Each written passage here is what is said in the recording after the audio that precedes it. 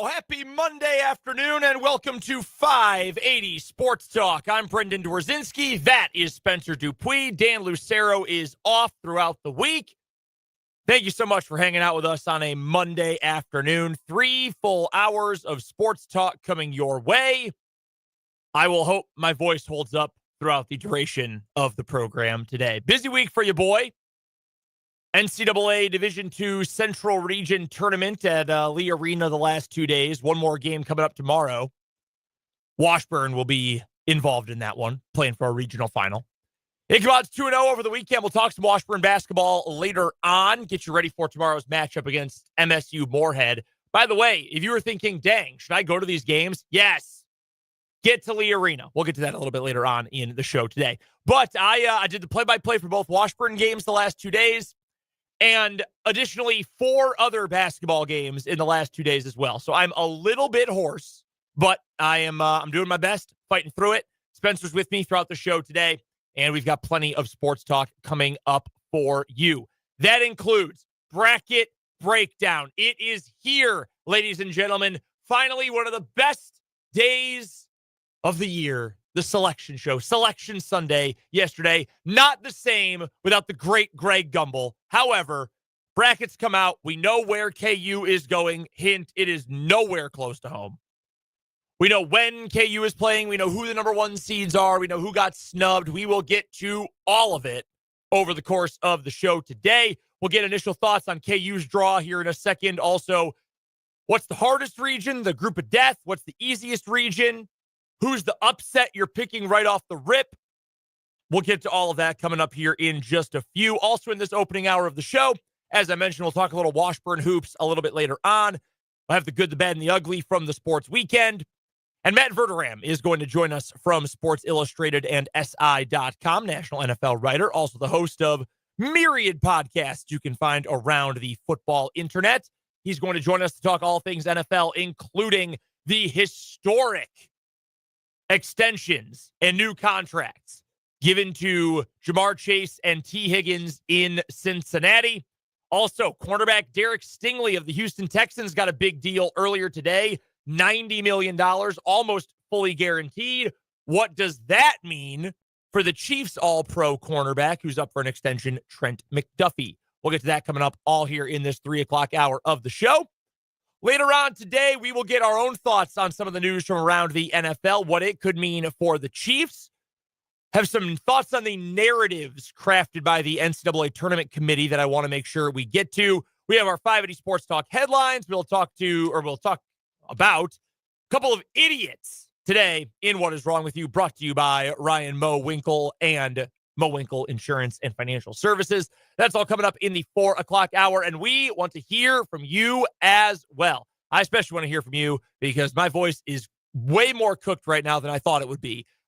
So we could use all the help so I don't have to strain too much. So hit us up on the text line, 785-272-9429. That's 785-272-WIBW for the text line today.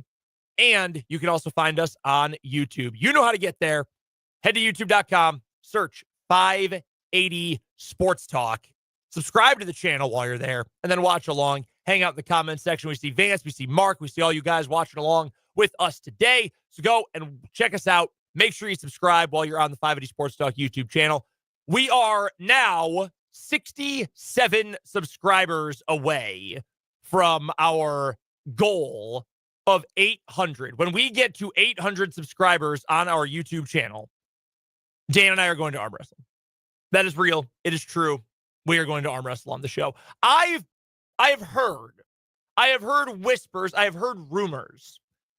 The reason Dan is not going to be here this week is because he's scared.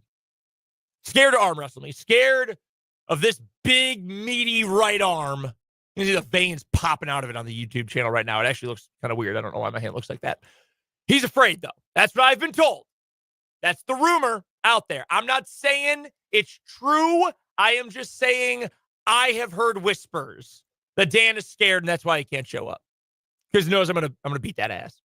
So, you want to make sure you prove me right and prove him right that he should be scared of me. Why don't you go subscribe on the YouTube channel right now? 7:33, once we get to 800, we're going to arm wrestle live on camera on the YouTube feed. All right, let's get to it. Bracket breakdown time. The NCAA tournament bracket is out.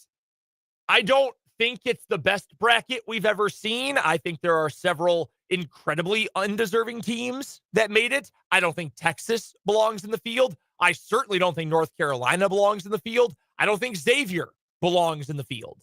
I don't know why we're doing this quadrant system and keeping track of quad 1, quad 2, quad 3, quad 4 wins if it doesn't actually matter, because Xavier and North Carolina combined for 2 quad 1 wins the entire season. Why are we keeping track of this if it's not going to end up mattering? Anyway, beside the point, we'll get to that a little bit later on in the show today. Your 4 number 1 seeds in the South: Auburn; the East, Duke; the Midwest, Houston; the West, Florida. So representation from the SEC with 2 teams, including the regular season champion and the tournament champion, 1 ACC team, and 1 Big 12 team this year.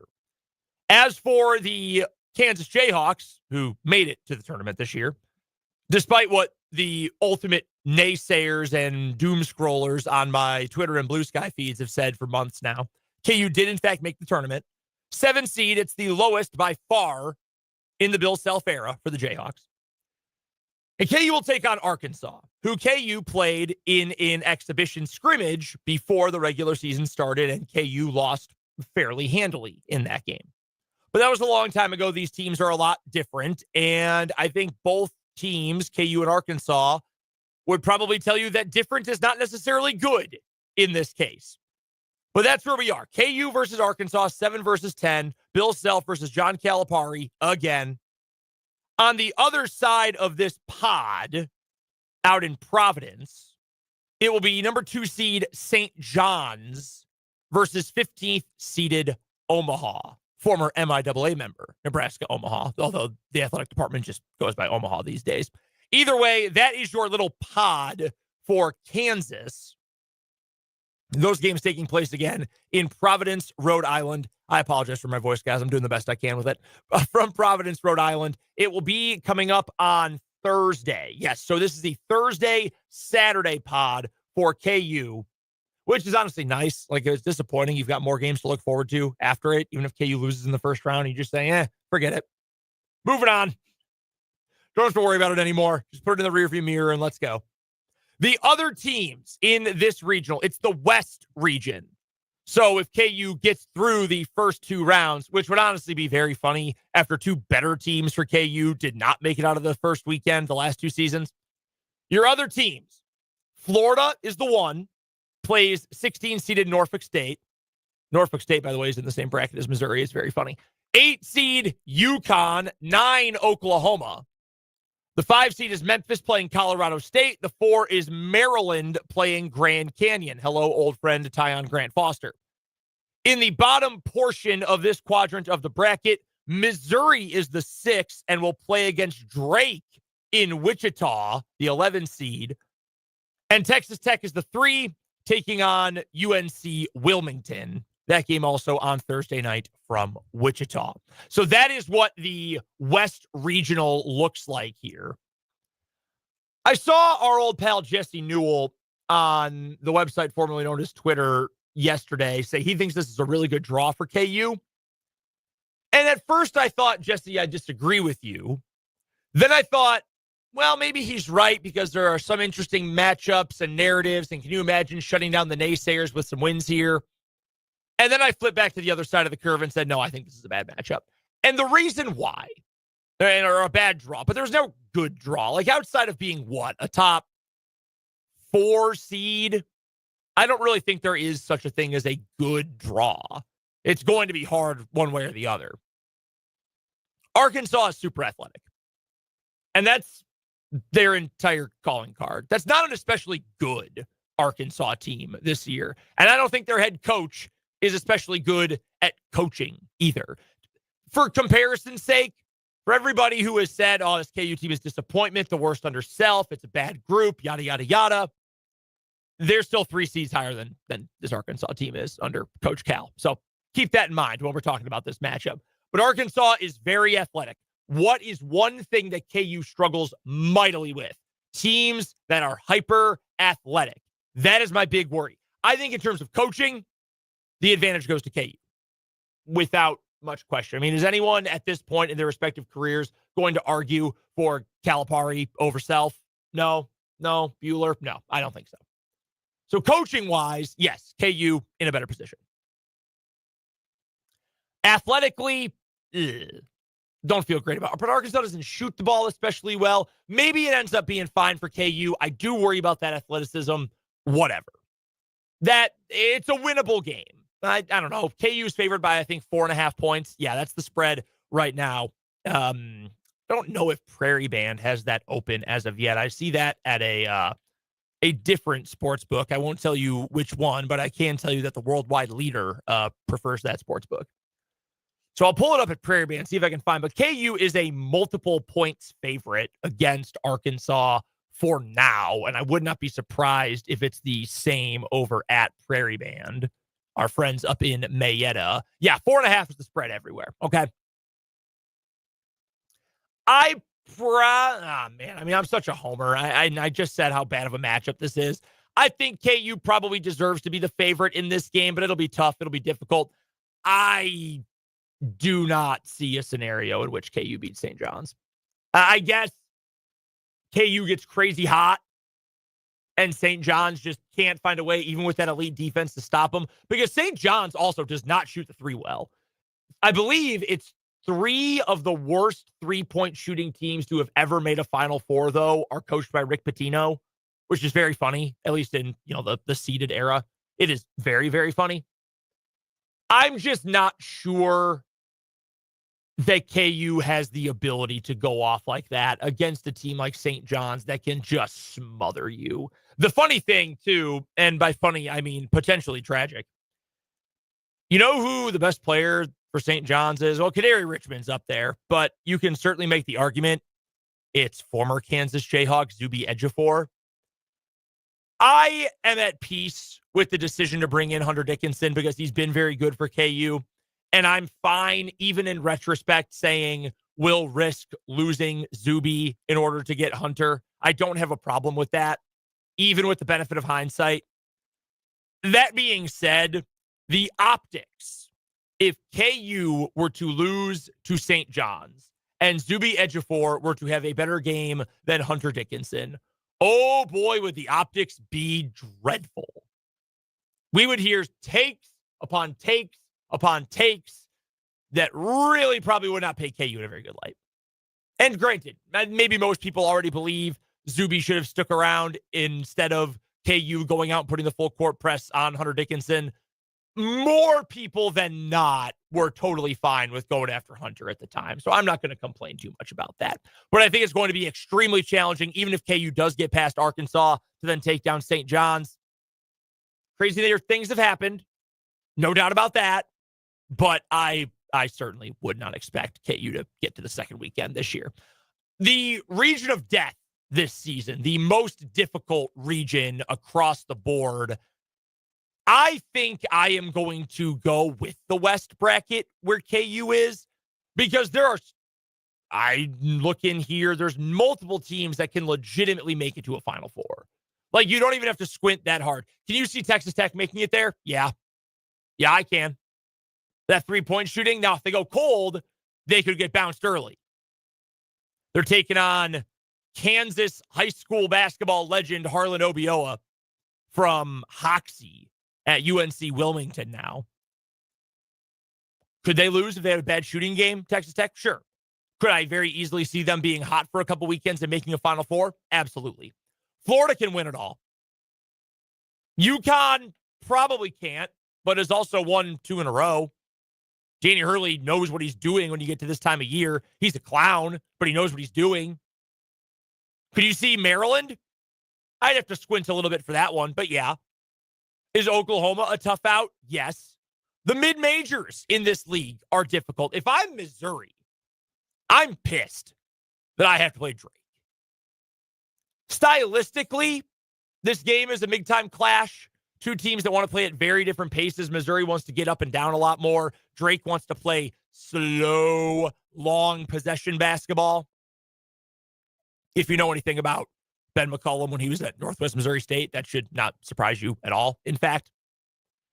But you factor that in, Colorado State might be the hottest team in the country right now coming off of their win in the Mountain West tournament. They're right up there as one of the hottest teams in the country. They're a 12 seed. They play Memphis. Just like I said, I could see Maryland with a little bit of a squint making a run to a national championship appearance. I could also see Maryland losing second round to Colorado State. They're playing Grand Canyon, who makes noise in the tournament now, apparently all the time. I don't think this Grand Canyon team is as good as they were even last year. But could it happen? Could you see the upset, the 13 over the 4? Of course you could. Of course you could. So I think this is the most difficult region in the country. And just looking around, the East is challenging. That's Duke's region. But they got a pretty easy draw, all things considered, at least in their half of the bracket. They'll play a 16 seed. Their 8-9 is either Mississippi State or Baylor. I would take Duke over both of those teams easily. The other 4 are Akron, Arizona, Liberty, and Oregon.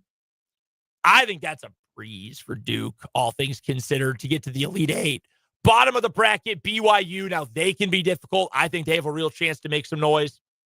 St. Mary's can just suffocate you defensively. I don't know that they can score enough to win that many games in the tournament. And we might end up with a 2-7 Alabama versus St. Mary's game in the second round. Now, Alabama, again, not as good at shooting the 3 this year as it has been in years past under Nate Oates, but they still shoot it pretty dang well, and they shoot it all the time. A little bit worrisome if you're St. Mary's in that one. But I think this is a pretty manageable bracket, all things considered, for Duke. Auburn, the number 1 overall seed. I actually think they got a really tough draw, all things considered, as the number 1 seed in the South. Their 8-9 matchup is Louisville and Creighton. Louisville went 27-7 and had one of the best turnarounds, maybe the best turnaround of anybody in college basketball this year. That's a really difficult potential 8 seed.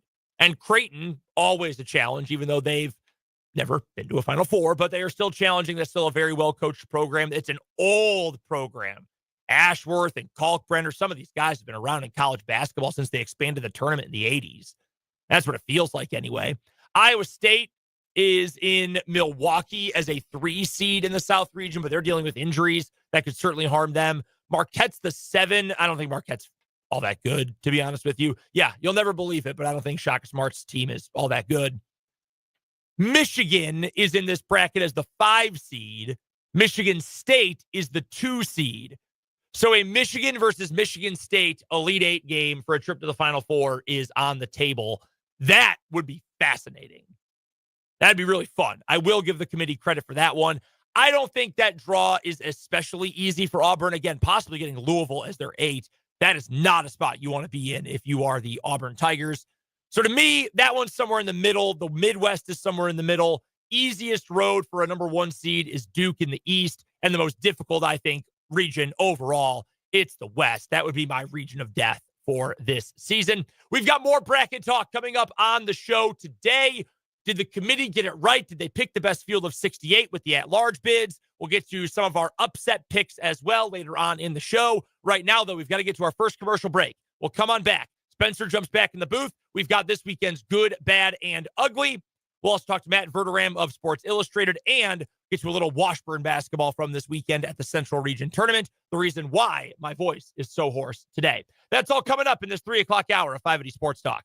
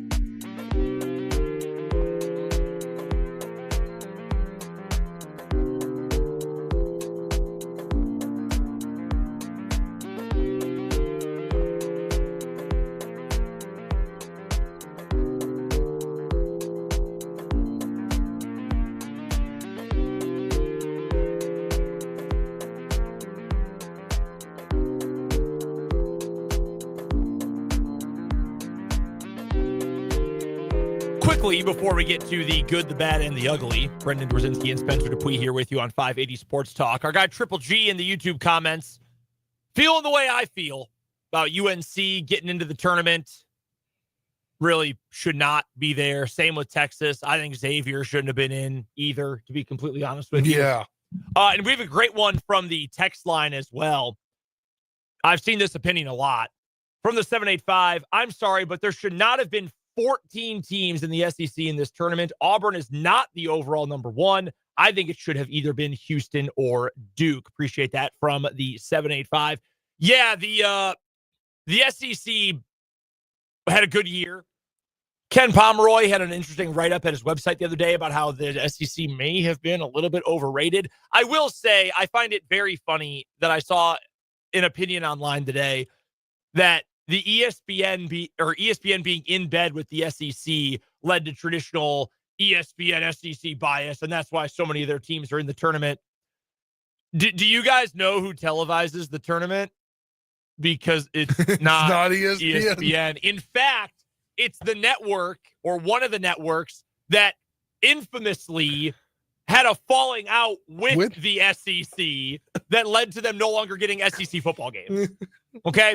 Which was like their biggest moneymaker. Right, exactly. SEC on CBS is like the best thing ever. So for all the reasons why this is a badly put together tournament, a poorly put together tournament, I don't think ESPN bias is any part of it. No way.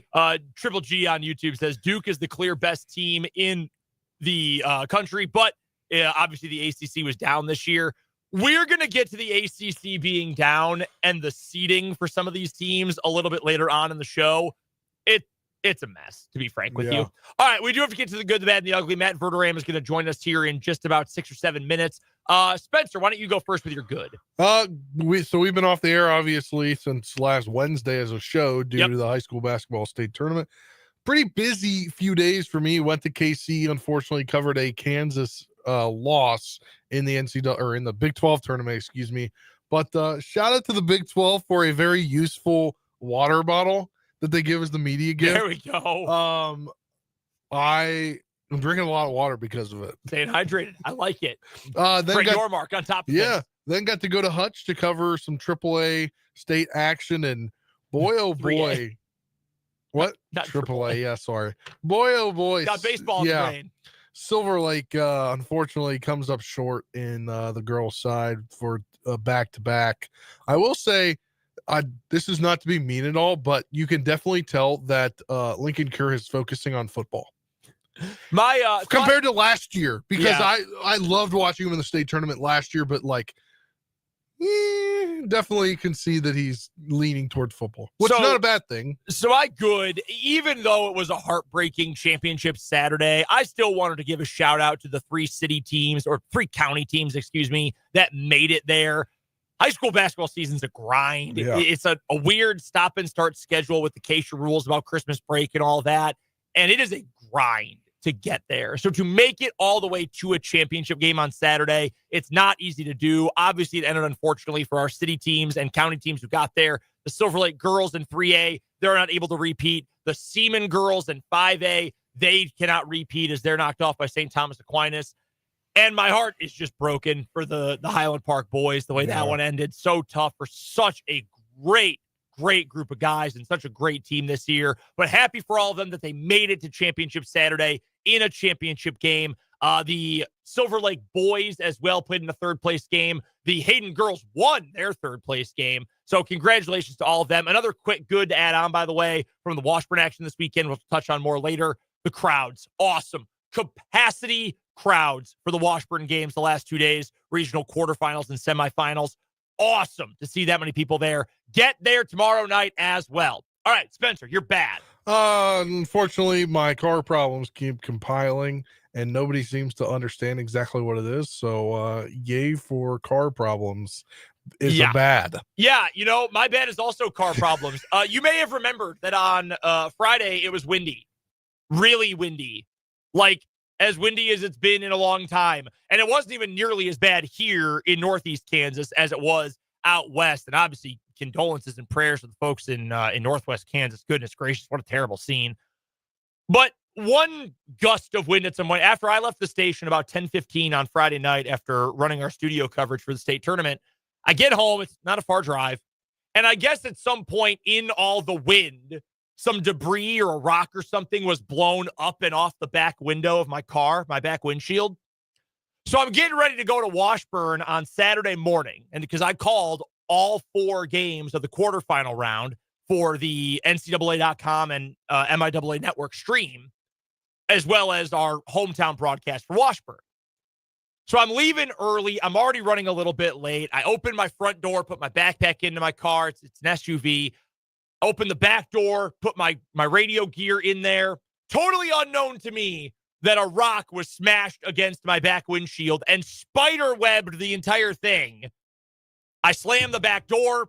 I just hit my mic stand. I slammed the back door, and I hear shattering of glass, and the whole back window just caves into my trunk. There is glass in my driveway. There is glass in my trunk, and the back of my car is now covered in duct tape and garbage bags. So if you see someone driving around like that, say hi.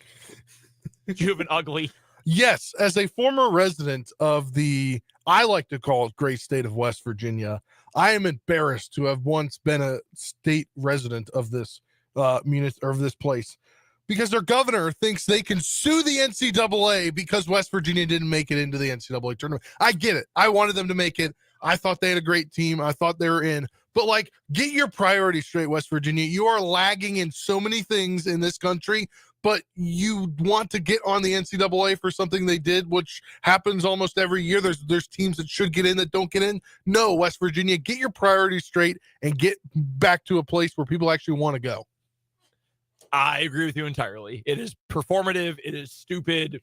Also, it's embarrassing to say that they called it the NCAA, the National Corrupt Athletic Association, and put it on a front of a speaker stand. That's also very stupid, but also a bar at the same time. Real quick, my ugly, we'll talk about this more in our 580 Sports Talk headlines today. The college basketball crown tournament.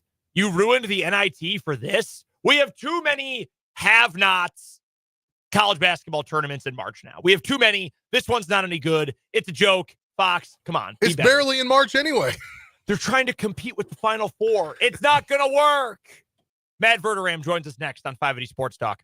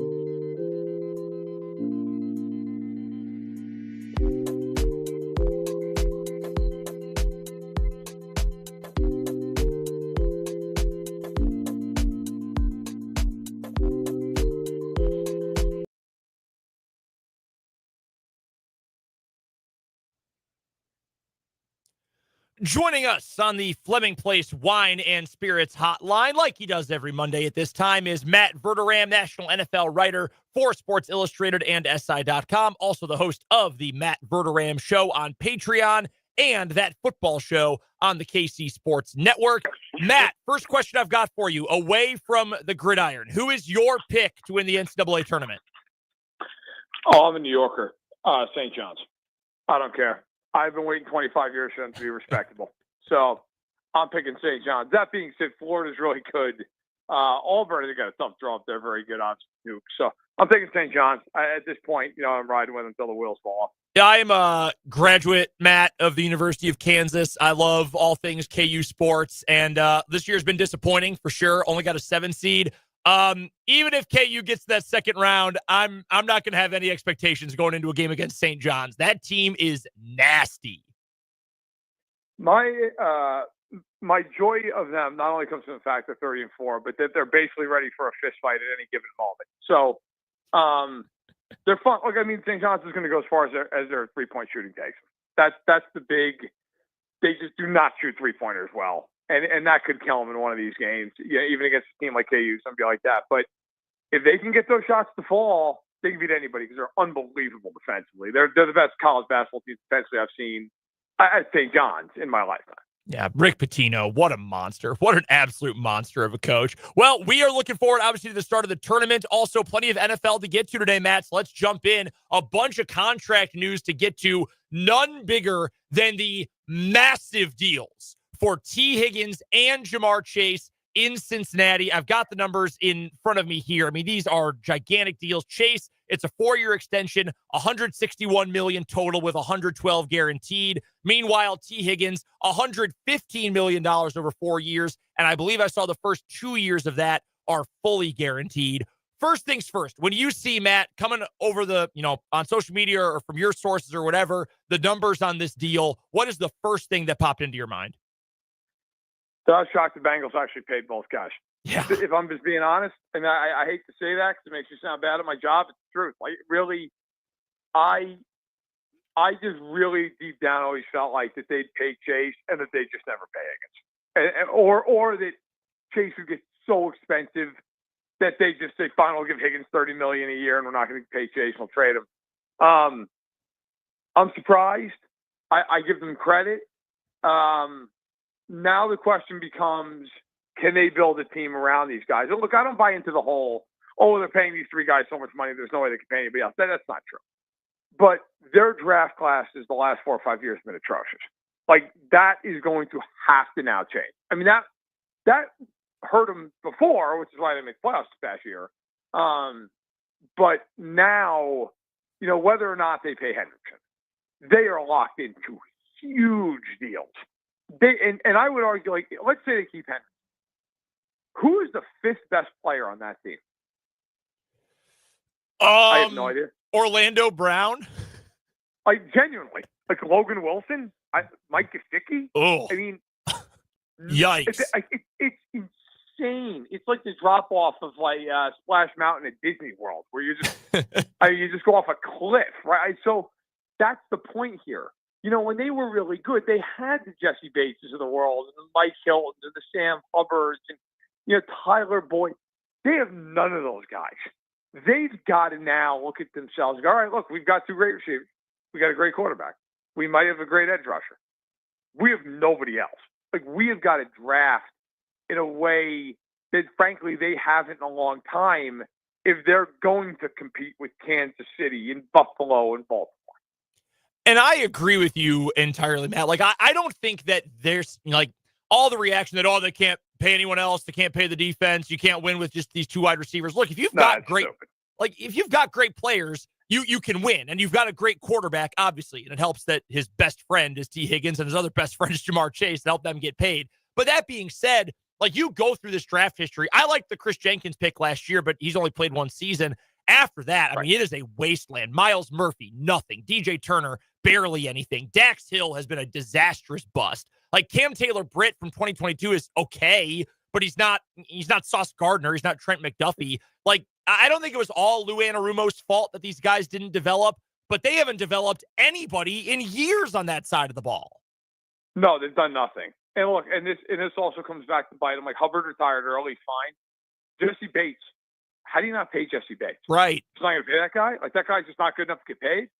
DJ Reader walks out the door. You know, they have not paid guys. That offensive line has never gotten fixed. And yeah, I mean, if you look back, a lot of those picks, if you look at the last 4 years or so, like Joseph Osai is probably the best pick they've had in 4 years. I mean, that's nothing against Joseph Osai, but like, if he's your best pick, he's a Jag. You got a problem. Like you're not going to compete with these teams that are out there. I mean, you know, people get on beat sometimes in Kansas City about, you know, the last couple of drafts. I mean, you know what Cincinnati would do for one of those last couple of drafts? You're walking out of there with Xavier Worthy and Rasheed Rice and Jaden Hicks and on and on and on. I mean, those are the best players by a mile compared to anybody Cincinnati's taken in the last 4 years. So that's where this comes down to. The Bengals cannot afford to have Dax Hill in the first round anymore. They can't have Miles Murphy. If that happens, they're going to be a lot of fun to watch and stuff, and they're going to go 7-10 because they're not going to stop anybody. You know, but look, they locked those guys up, and now the onus is on that front office and that scouting department to find other guys who can go in there and play alongside of them. Matt Verderame is our guest. He covers the NFL for Sports Illustrated and SI.com. He hosts the Matt Verderame Show on Patreon and that football show at the KC Sports Network, joining us here as he does every Monday on the Fleming Place Wine and Spirits Hotline here on 580 Sports Talk. The other big contract news from this morning, Matt, Derek Stingley gets a massive contract from the Houston Texans. $89 million guaranteed, $90 million total over 3 years. I think Stingley is a stud. I think he is right up there in the Sauce Gardner, Trent McDuffie kind of class of cornerbacks. I think he's that good. What do you think of Derek Stingley, the player? And what does this mean for the cornerback market, which is going to include guys like Trent McDuffie now? So I agree with you.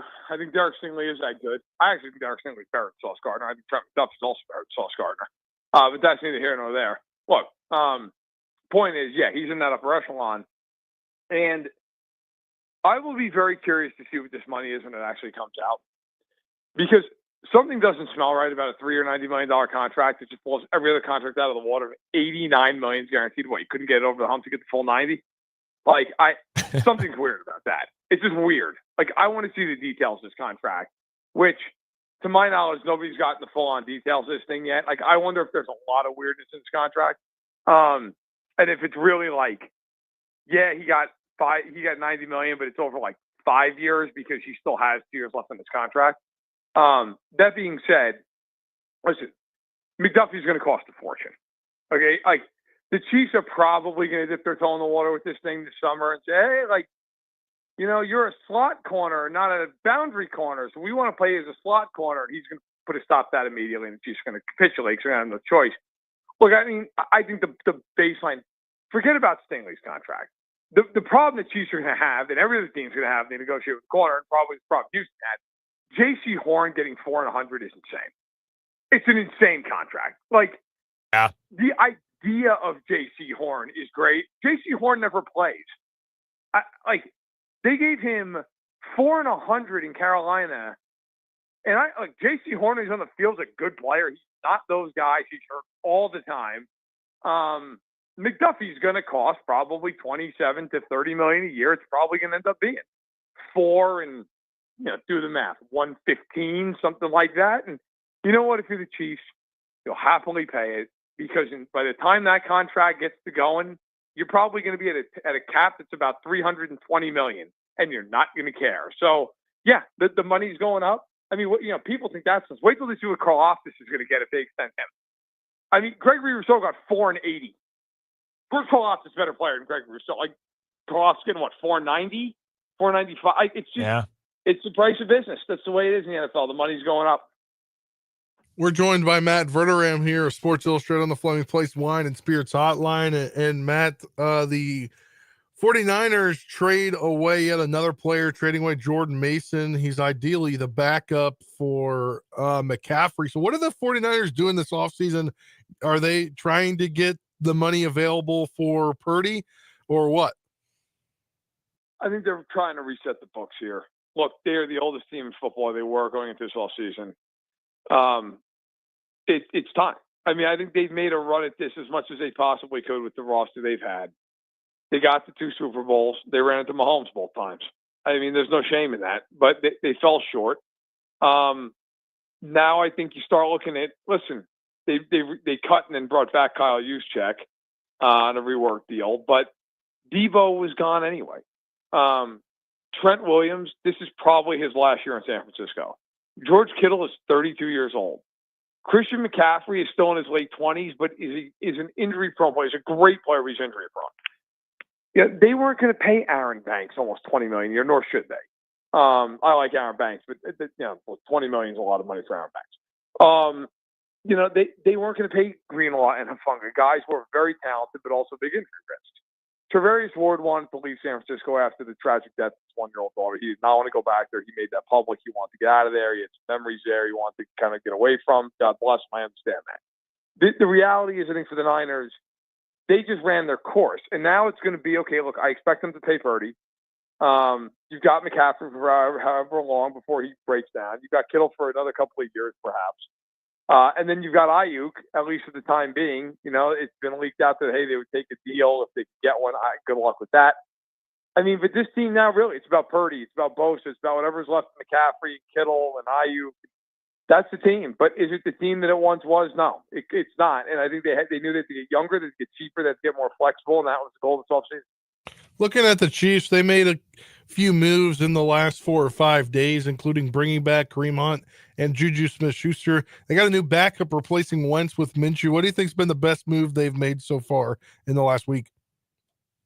I think the best move they made was adding Christian Fulton.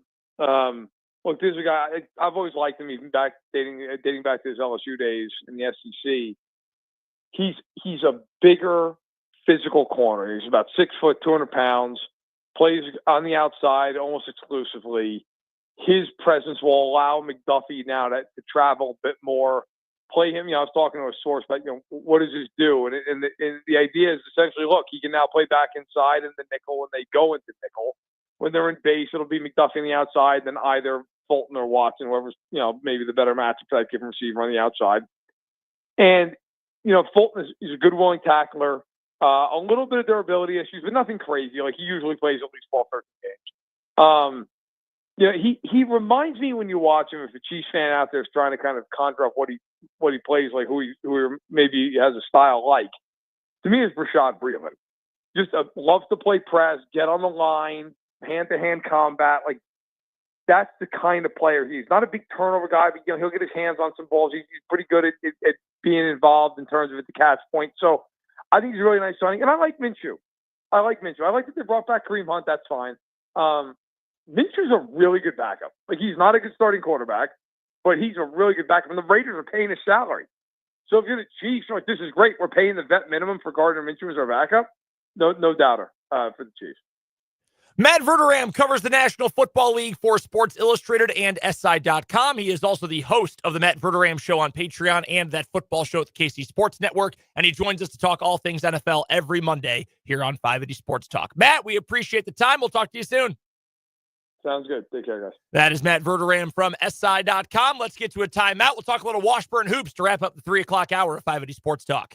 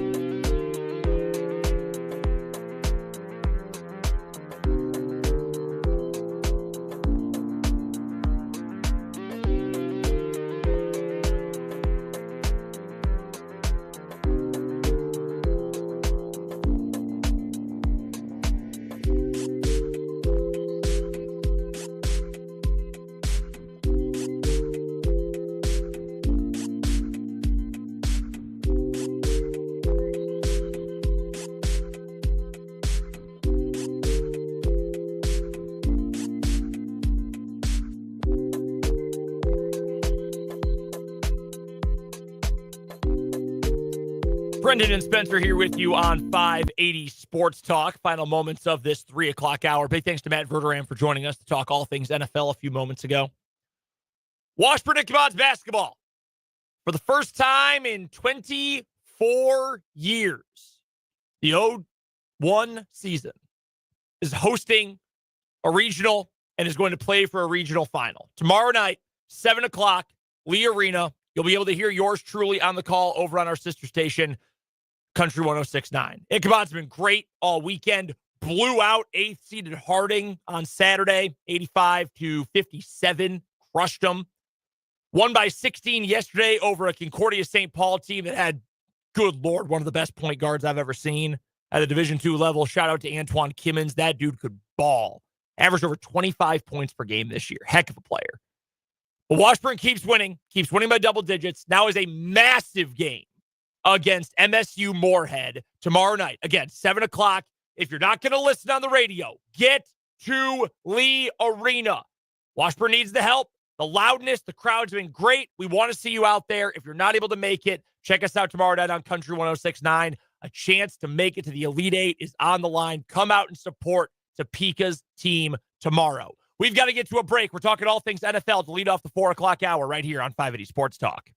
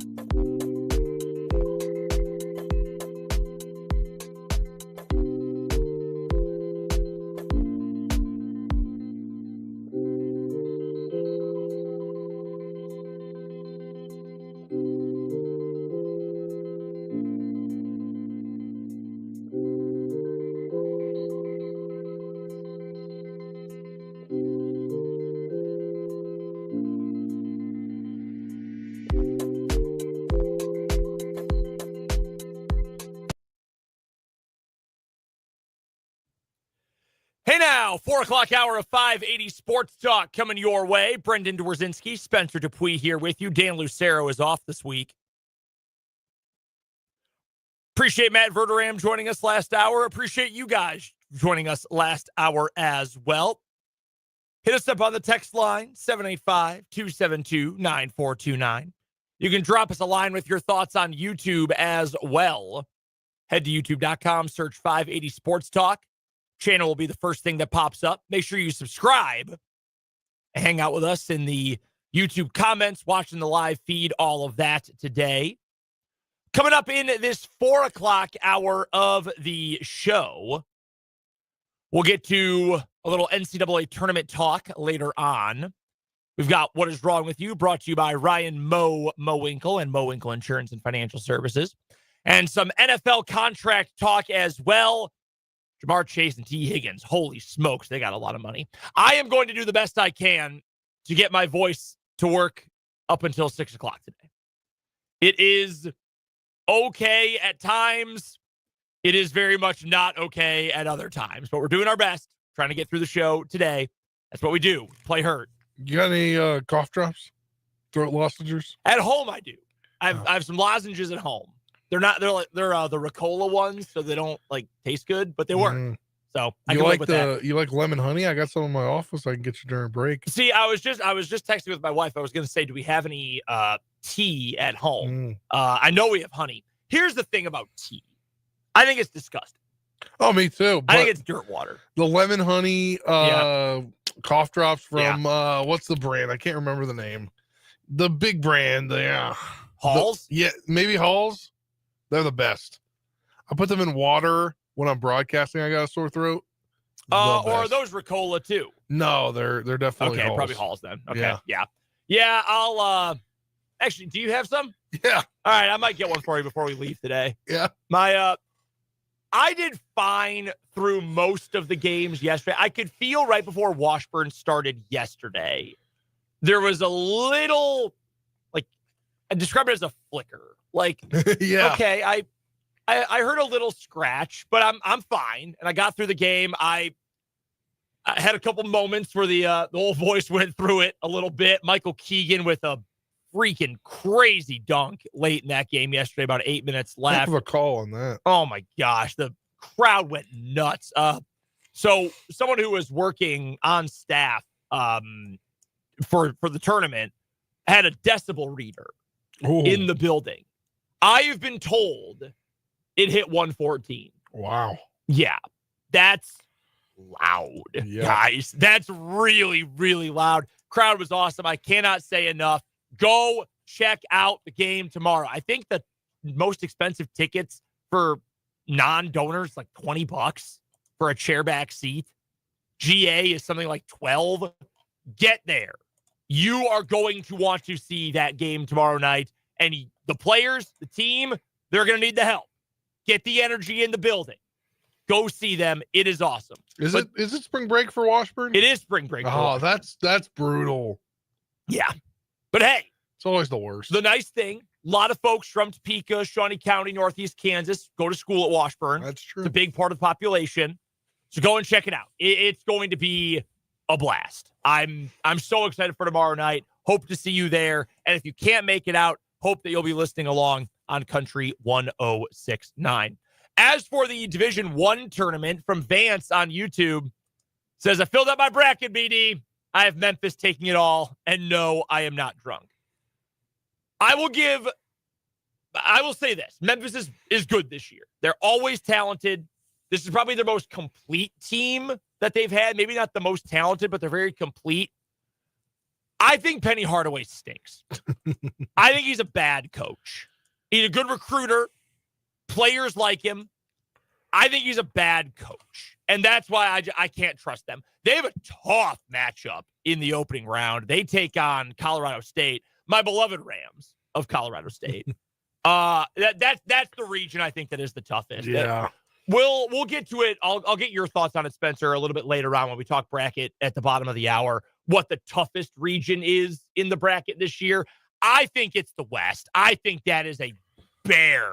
Well, I think, too, as the brackets were being revealed, and it was like, as I was watching, I was like, where's KU going to go? Like, also doesn't make sense that they're in the West region, but they're playing their first round game in Providence, Rhode Island.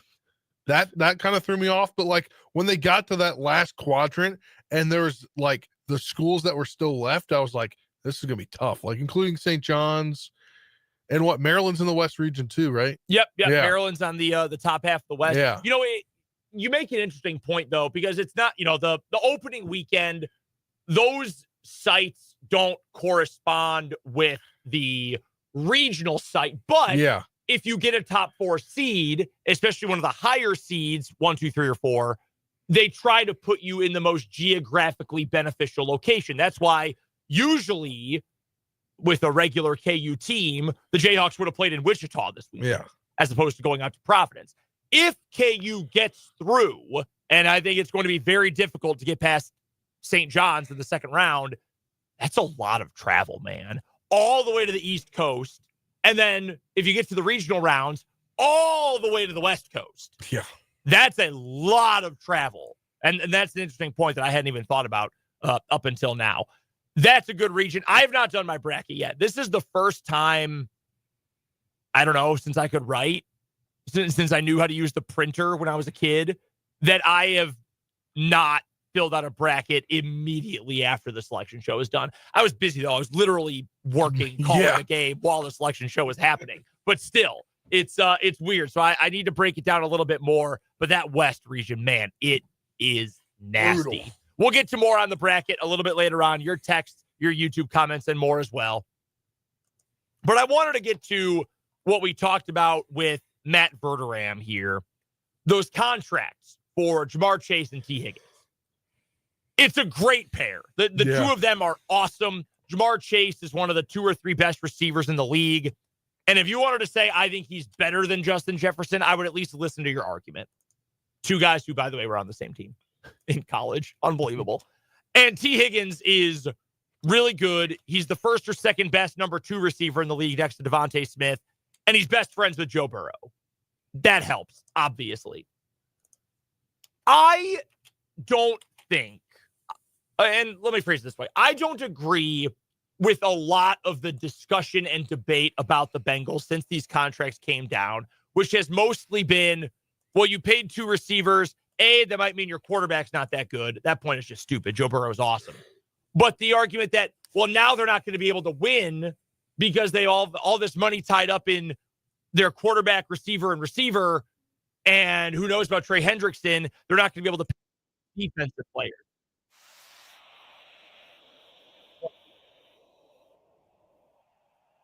Harder to win because you can't go out and get big name free agents. Understand that. But the biggest problem, and Matt, I thought, laid this out perfectly for us last hour, they can't draft, man. Their defensive draft picks have been disasters in the last few years. We got to a few of them with Matt. Let me reiterate. Last year, I'm not going to hold anyone to an unrealistic standard. Rookie seasons, I liked the Chris Jenkins pick at defensive line. Did have 3 sacks as a rookie, played 15 games. But prior to that, Myles Murphy has 3 sacks in 2 seasons as an edge rusher. DJ Turner is, whatever at defensive back. Jordan Battle has 2 interceptions at the very least. But, these aren't difference makers. That's from the 23 draft. From 2022, Dax Hill has been a disaster. He's just a bad NFL player. Cam Taylor-Britt is whatever. He's a fine starting cornerback, but he's not going to change the game for you. 3rd round, you should find guys who, if not starters, are at the very least making a contribution. What do you know about defensive end Zachary Carter? Nothing. Not a damn thing. Got to go back to 2021 to at least find Joseph Osai, who's fine, but he's not a difference maker. That is the reason the Bengals defense sucks, because they can't draft to save their lives. And if you don't have any dudes making a difference who are on team-controlled, low-cost contracts, you're not going to be able to win anyway. So they're steering farther into needing that, which I think is fine, but they need to actually be able to do it. And that would be my big concern. I'm curious where you land on this. We've heard my take. We've heard Matt Verderame's take. Do you think it is, and I don't even know if smart is the right word, but if you were a Bengals fan or you're just, breaking it down from a general NFL perspective, do you have a problem with paying for both Chase and Higgins? I'm kind of right in the middle. I'm still trying to figure out, how much cap space does that leave them with? Like, how does that screw up their cap situation 5 years down the road or 3 years down the road when maybe one of them's underperforming? Mm-hmm. Like, how do you sit there as a GM and it's like, yeah, we have two great players here, but there's only so much cooking, or I'm trying to think of the phrase. There's only so much candy to go around, right? Like, there's no way that you're going to say down the road that both of them are worth their contract extensions when it comes to how much play they're going to get. Although I say you double team one guy's going to be open, right? Like, maybe that's when you're the best player, you get double teamed. Like, that's sometimes the point of being the best player is you distract them from a guy that's a little less paid. But I don't know. It's kind of weird to me that you would do this when your defense is just a huge hole and your defensive end situation is so up in the air that you have a guy that is pretty darn good in Hendrickson that, what is going to happen?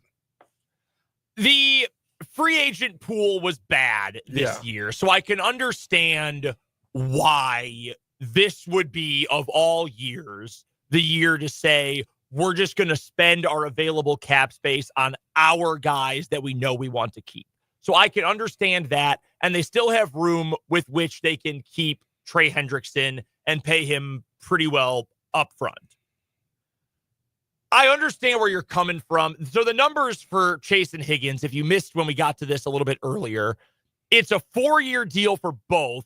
Chase had one more year left on his contract, yet his 5th-year option. So he's under contract for 5 years. His extension is $161 million over 4 years. 112 of it is guaranteed. That's a new non-quarterback record, by the way, for average value per year. For T. Higgins, it's 4 years, all new money, $115 million, 2 of which are fully guaranteed. That's the reporting from ESPN, I believe. And I have no reason to doubt any of those numbers.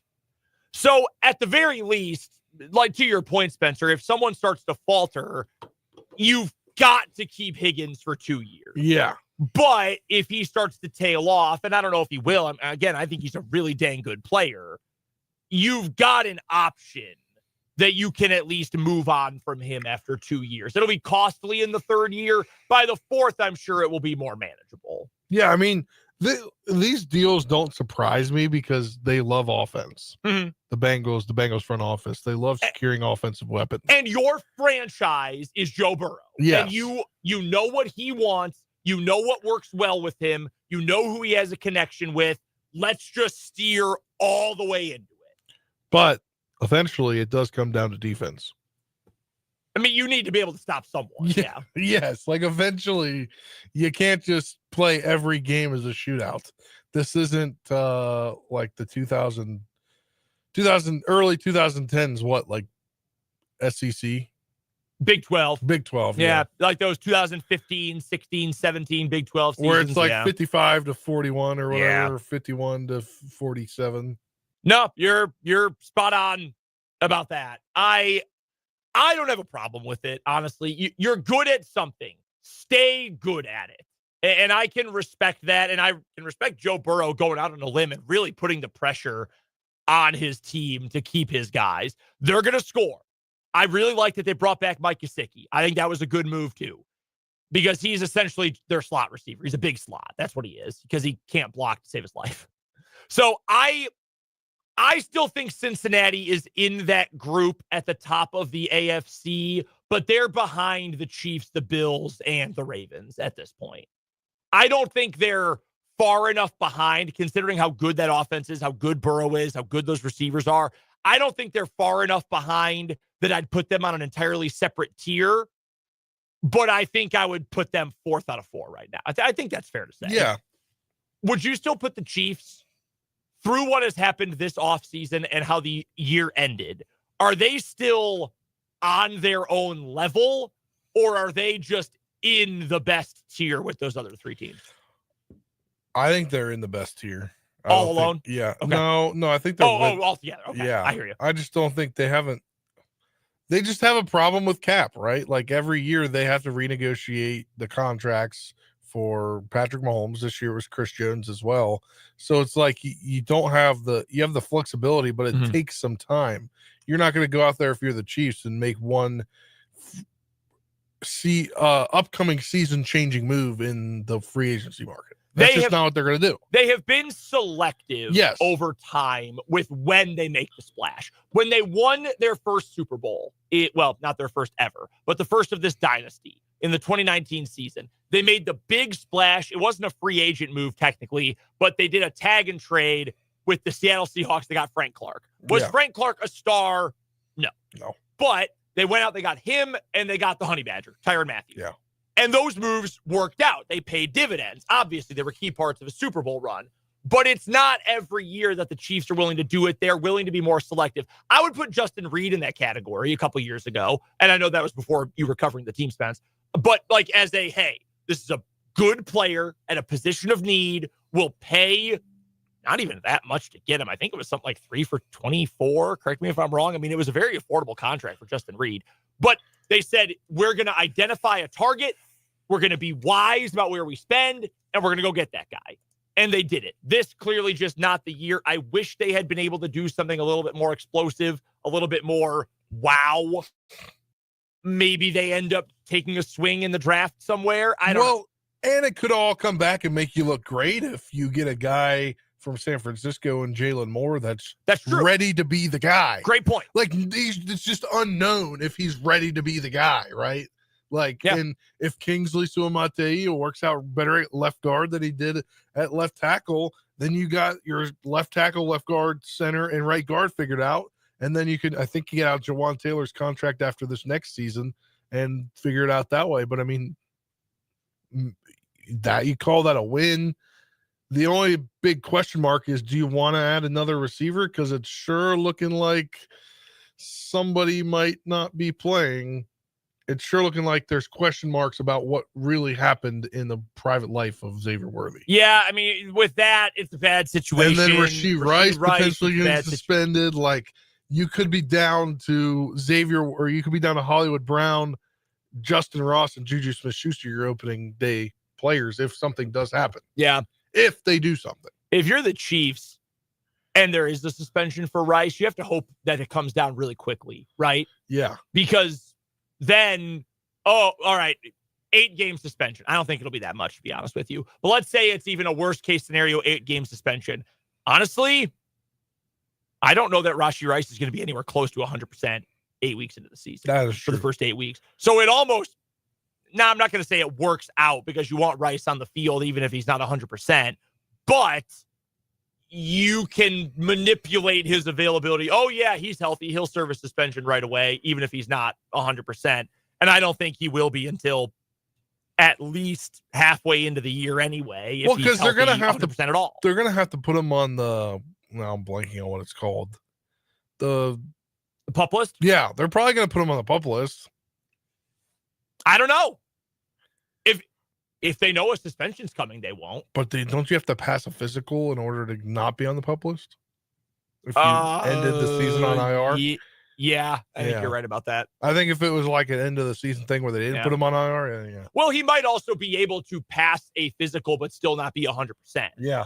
But if that does happen, and like the worst case scenario with Xavier Worthy, like they actually do press criminal charges, then welcome back Sky Moore. No. He's still on the roster.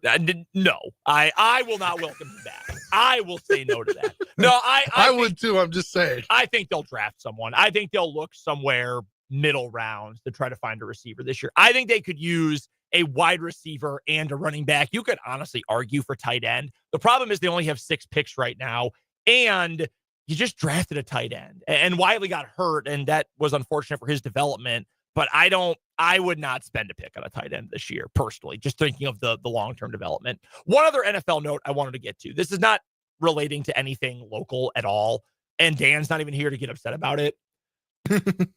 I don't know what the Seahawks are doing. I don't think he does either. So this is from Pro Football Talk, and Mike Florio runs a gossip rag, but this is actual concrete information. So here is the rough breakdown of Sam Darnold's contract in Seattle. Okay. $37.5 million fully guaranteed in the first year. Second year, $17.5 million is guaranteed for injury only, and it becomes fully guaranteed after this coming Super Bowl. So after year one. And then he has no guaranteed money in year 3. So there's also some escalators and bonuses mixed in there, but all things together, this is only guaranteed for 1 year, and it's certainly not a lock for more than 2 years. I just don't understand why you would trade Geno only to essentially do a 2-year test run with Darnold.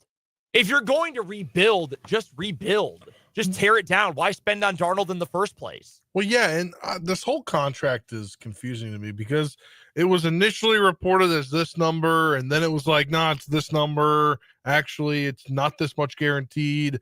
This is what could happen here. And then now it's like, well, they can actually get out of it after 1 year. So, like, I don't understand the direction the Seahawks are going in at all.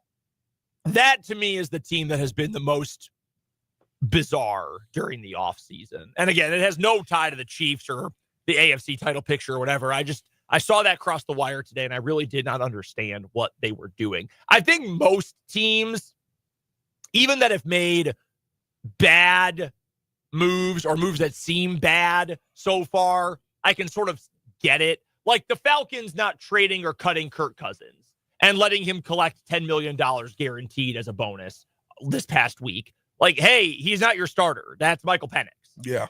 And now Penix is going to feel pressure because he's got a veteran who started a ton of games breathing down his neck.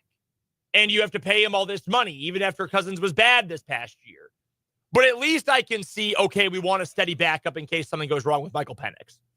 I don't agree, but fine. I don't understand the logic to any of what Seattle is doing. Like, that's some sort of logic, even if it's bad logic. I don't see what Seattle is doing at all. It makes absolutely no sense to me. We've got What Is Wrong With You? What a perfect segue. Coming up next segment, we'll also talk some more bracket, get Spencer's thoughts on who has the easiest bracket and which one is the region of death. We'll get to all that later on in this 4 o'clock hour of 580 Sports Talk.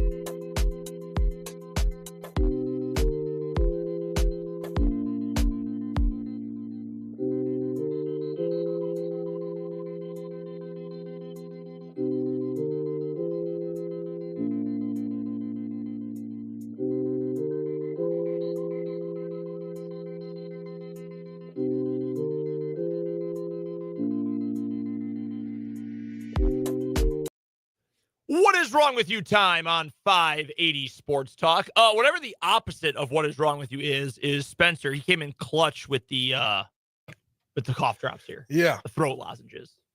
Thank you very much. Yeah. I'm going to eat them. They've gotten me through many a shows. Yes.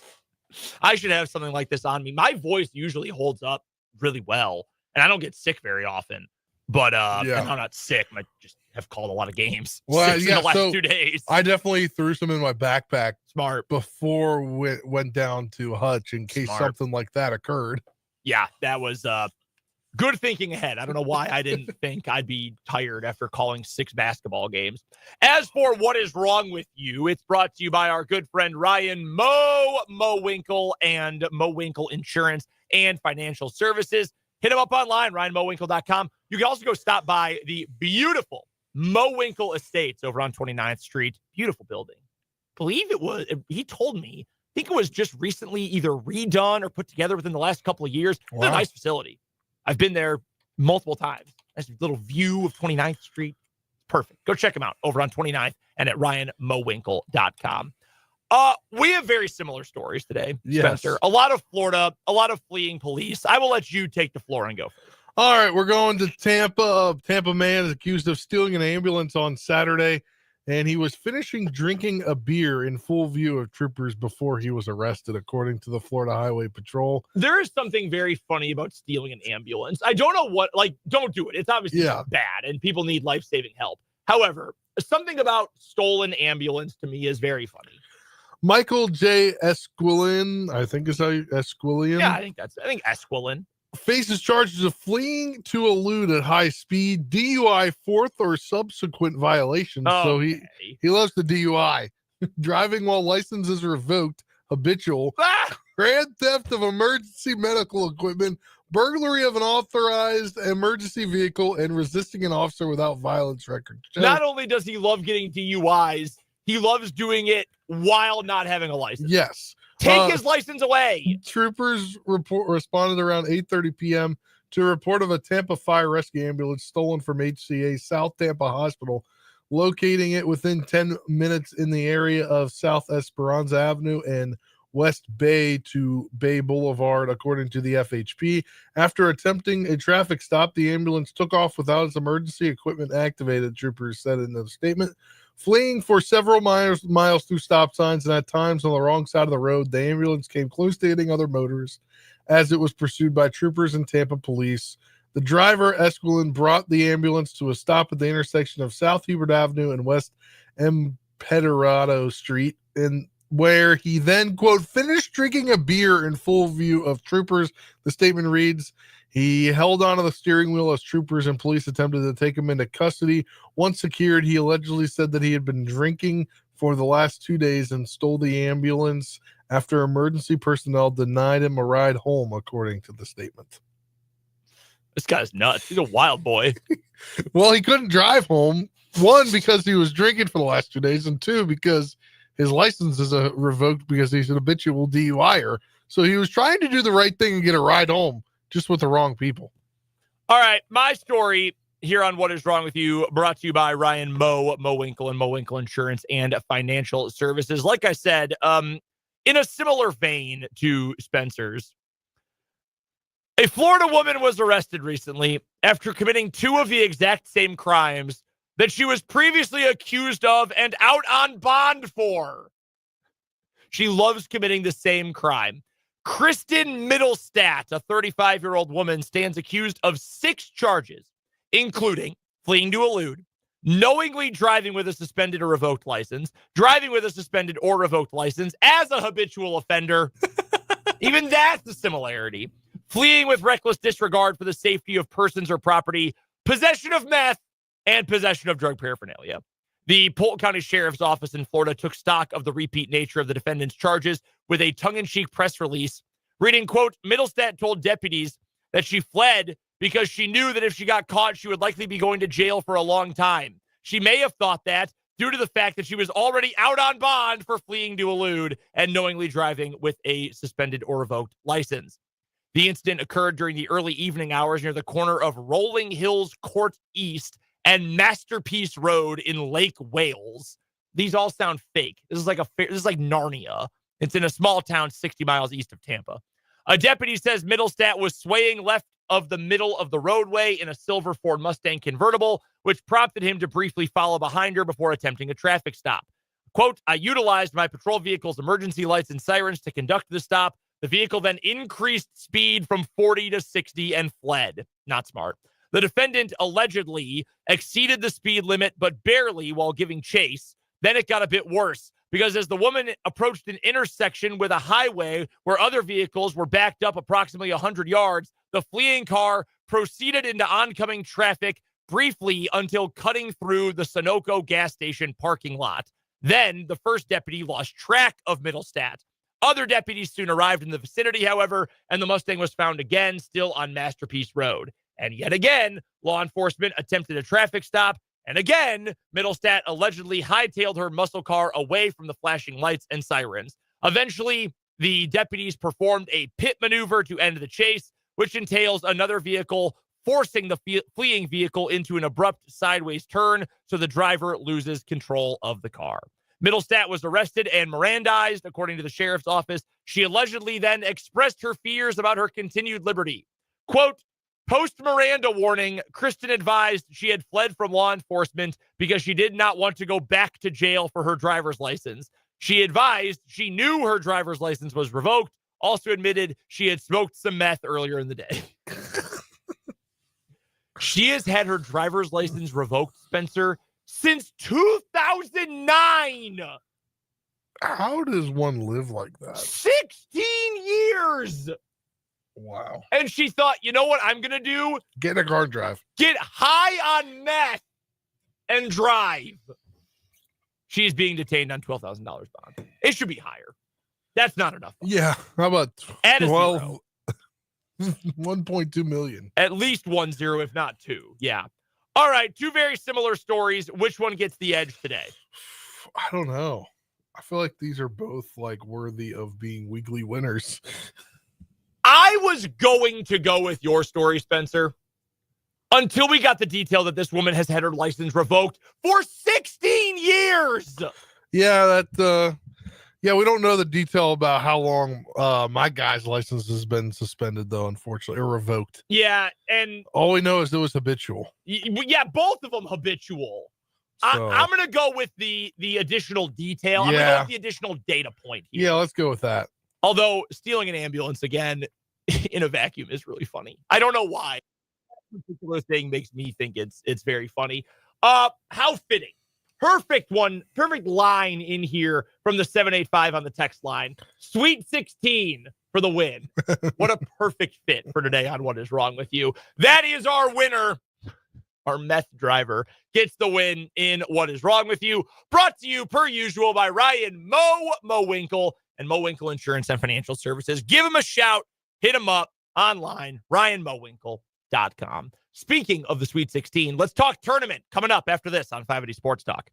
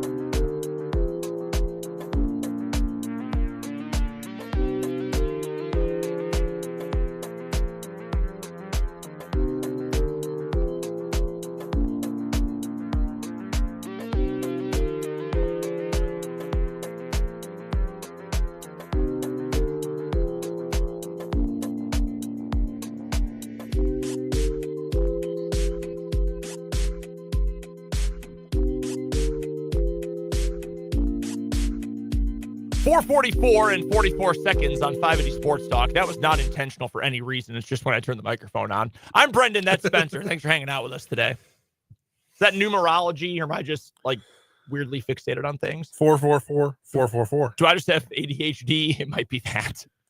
Thanks for hanging out with us today. I'm Brendan. That's Spencer, as I mentioned. NCAA tournament bracket is out for the Division I tournament. We know the Division II tournament's already started. Spencer, earlier today said and reaffirmed it at the top of this hour, I believe the West is the hardest region this year. That's KU's region. Not that it really matters for the Jayhawks this year.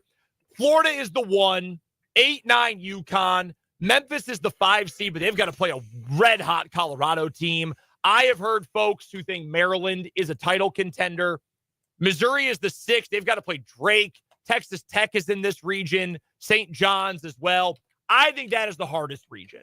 What say you? Looking at the 4 quadrants of the bracket, which is the hardest region for you? By the way, while Spencer's pulling it up to get a firm look at this, over on the YouTube stream of the show, in the comment section, I think it should have worked and still been up right now. I'm going to double check, but yes, there is a link pinned to the comment section on YouTube.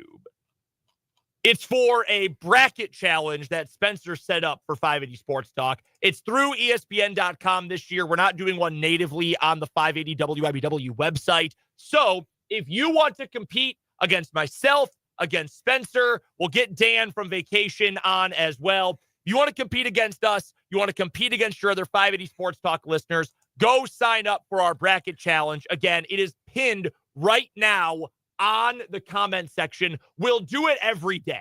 Okay, so we'll share the link up until the start of the tournament. We'll pin it in the comment section so you can go and join. It'll be free. We'd love to play against you. I'm sure you would love to play against us. You're going to lose, but you can play against us. Again, linked in the YouTube comments section. All right, Spencer, which group is your group of death, your region of death this year? I think I got to agree with you. Like I said earlier at the beginning of this hour, like it just, there's too much there. And I said that last night when I was watching the tournament, the show where the bracket was being announced. I was like, well, we're at this point as we get to the West regional, can't speak there. And I was like, you have teams that have not, you didn't have Florida yet. UConn, even though they're 8th, they're still reigning national champions. Yeah. You got Memphis in there, Maryland in there, Missouri in there, Drake in there, Kansas, Arkansas, St. John's. Like, that's a big region. That is a tough region. It is. And not to mention Texas Tech. Well, and let's be frank about this too. While this has not been a fun KU team this year, you see Kansas as a 7 seed. And I don't think I have no, misconceptions about what KU can actually do this year. This is the most realistic I think I've ever been about KU's chances in the tournament, even more so than last year. But you see Kansas as a 7 and you think, oh, that's not the most favorable 7 seed that we've ever played against, whether you're Arkansas, whether you're St. John's the 2 or whatever. Yeah, that's the region I think that is obviously the nastiest. Which one would you say is the easiest? I think Duke has the easiest road for any 1 seed to the Final Four. Oh, yeah, 100%. I think the only team that could maybe give them any trouble, I don't even know. Like, maybe BYU? I like this BYU team. We had Christopher in the YouTube comments earlier say he thought BYU was a little bit underseeded. I probably would have bumped BYU up a line if I was putting the bracket together myself. I probably would have put BYU somewhere on the 5 line. Michigan won the Big Ten tournament. They got a 5 seed. They're the top 5 seed on the overall seed list. Oregon is a 5 in BYU's region. The other 5 seeds are Clemson and Memphis. I probably would have found a way to bump BYU up personally. That's a tough 6 seed. I think Duke will take on either BYU or St. Mary's in the East Regional Final. Whichever, what is that? The Elite 8? The Elite 8, yeah. I love St. Mary's. I was having this conversation, though, with a buddy of mine who's a huge college basketball fan. He works in college basketball on the media side. I don't think St. Mary's can score enough. And I know in the tournament, you end up sometimes with games that are just played in the mud. Remember that awful, I think it was Iowa State and Pitt game 2 years ago. It felt like it was played in the 30s. It was a little higher than that, but it was just miserably ugly. You get games like that in the tournament, but you at some point need guys who can go get a couple buckets for you. And I don't know that St. Mary's, Marshall Onis is a good player. I just don't know that they have enough guys who can go score when they need to score. So that's what has me worried about St. Mary's against Alabama in the second round, Alabama being the 2 in that region. I kind of like BYU to make it to the Elite Eight, to be honest with you. The way they're playing, the style they play with. Now, it would be something of a culture shock for that team, not just that they'll have to, go play in a different city that isn't in Utah. But I'll stop. But the fact that they have not done this before with this current group, whereas Alabama has with Nate Oates. I know their roster has changed considerably from last year, but they were just in a Final Four. That might help sway things for Bama. But I like BYU in that region to make it at least to the Elite Eight. I think Duke has a cakewalk to the Final Four, though, relatively speaking. It's always hard, obviously, in the tournament, but I think that's an easy road for Duke. Vance earlier on YouTube said that he is not seeing any obvious 12-over-5 upsets. I believe it was Vance who made that comment earlier on when he was filling out his bracket. He was telling us about which 12 versus 5. There's always one. You have Liberty versus Oregon, UC San Diego versus Michigan. UC San Diego, what a story. Colorado State versus Memphis, or McNeese versus Clemson. Which one do you like the best? Which 12 do you like the best? Oh, that is a great question. The 12 I like the best. I'm between either Colorado State or McNeese. Yeah, I'm between Liberty or McNeese on that side of this side of the bracket. Yeah, Oregon for me is very much the right side, is what Spencer's saying. Yes, right. Handed. This is radio by the most part. Yes, predominantly radio with cameras in the studio, which make it great when I spill water all over myself like I did last commercial break. Oregon's just there. Like, I know they're good, but I don't know. Oregon doesn't really move me this year. Like, I wouldn't have them winning more than one game. Even if they do beat Liberty, they'd play former Pac-12 foe Arizona in the second round. I think I am going to lean with McNeese. They are not nearly as talented as Clemson out of the ACC. The ACC's bad this year. I mean, bad. But McNeese, I think, is better coached than Clemson is. My apologies to Dan's buddy, former DePaul alum. Well, he is a DePaul alum, Brad Brownell. I think Will Wade's better coached than Brownell, though. I'm going to go McNeese. That would be my most confident 12-over-5 pick. Yeah, I'll agree with you on that. I just don't really trust. I'm not going to trust anyone other than Duke out of the ACC this year. Let's get to another break. We've got some more final thoughts on the bracket before the tournament begins, at least in part with the first 4 tomorrow, coming up in the 5 o'clock hour. We'll get to a commercial break and wrap up this 4 o'clock hour of 580 Sports Talk after this.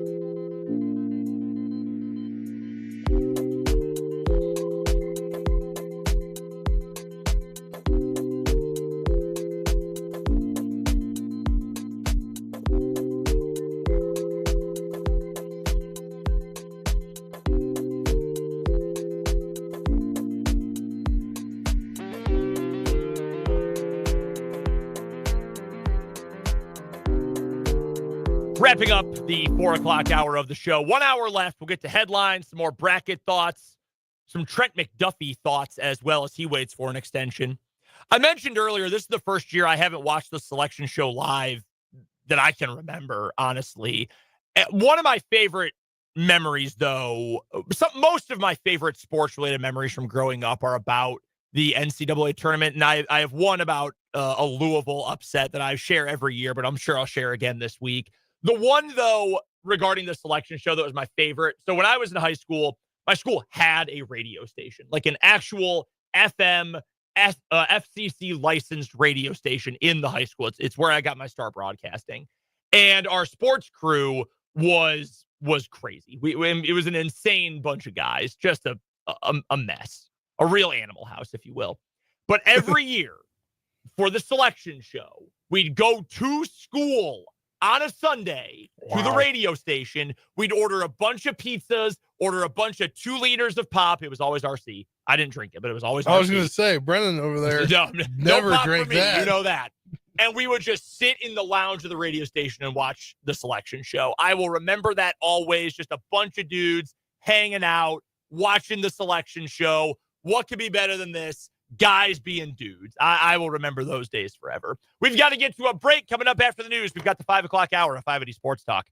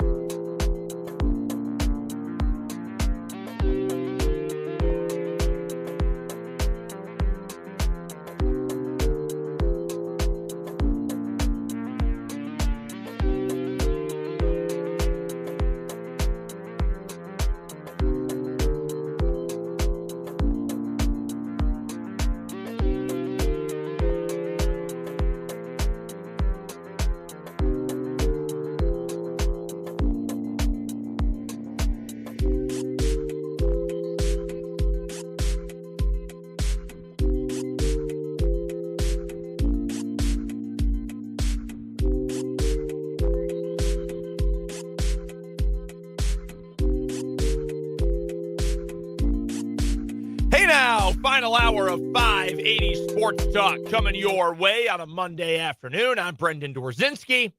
Spencer Dupuis over to my right, across the glass. Thank you so much for hanging out with us today. In this final hour of the show, we've got our 580 Sports Talk headlines. Then we will talk about some NFL news that came down the pike earlier today. Talked about it with Matt Verderame earlier. New contract for Derek Stingley of the Houston Texans. And what does it mean for the Kansas City Chiefs and their star cornerback, Trent McDuffie? Plus some final bracket breakdown thoughts. We'll get to that coming up in this hour. Plus your texts to 785-272-9429 and your comments on the 580 Sports Talk YouTube feed. If you haven't gone and checked us out on YouTube, what better time to do so than right now? Head on over to youtube.com, search 580 Sports Talk, subscribe to the channel, and jump in and hang out with us in the comment section today. You have talked a little bit about it in anecdotes today, but how was Hutch? It was Hutch.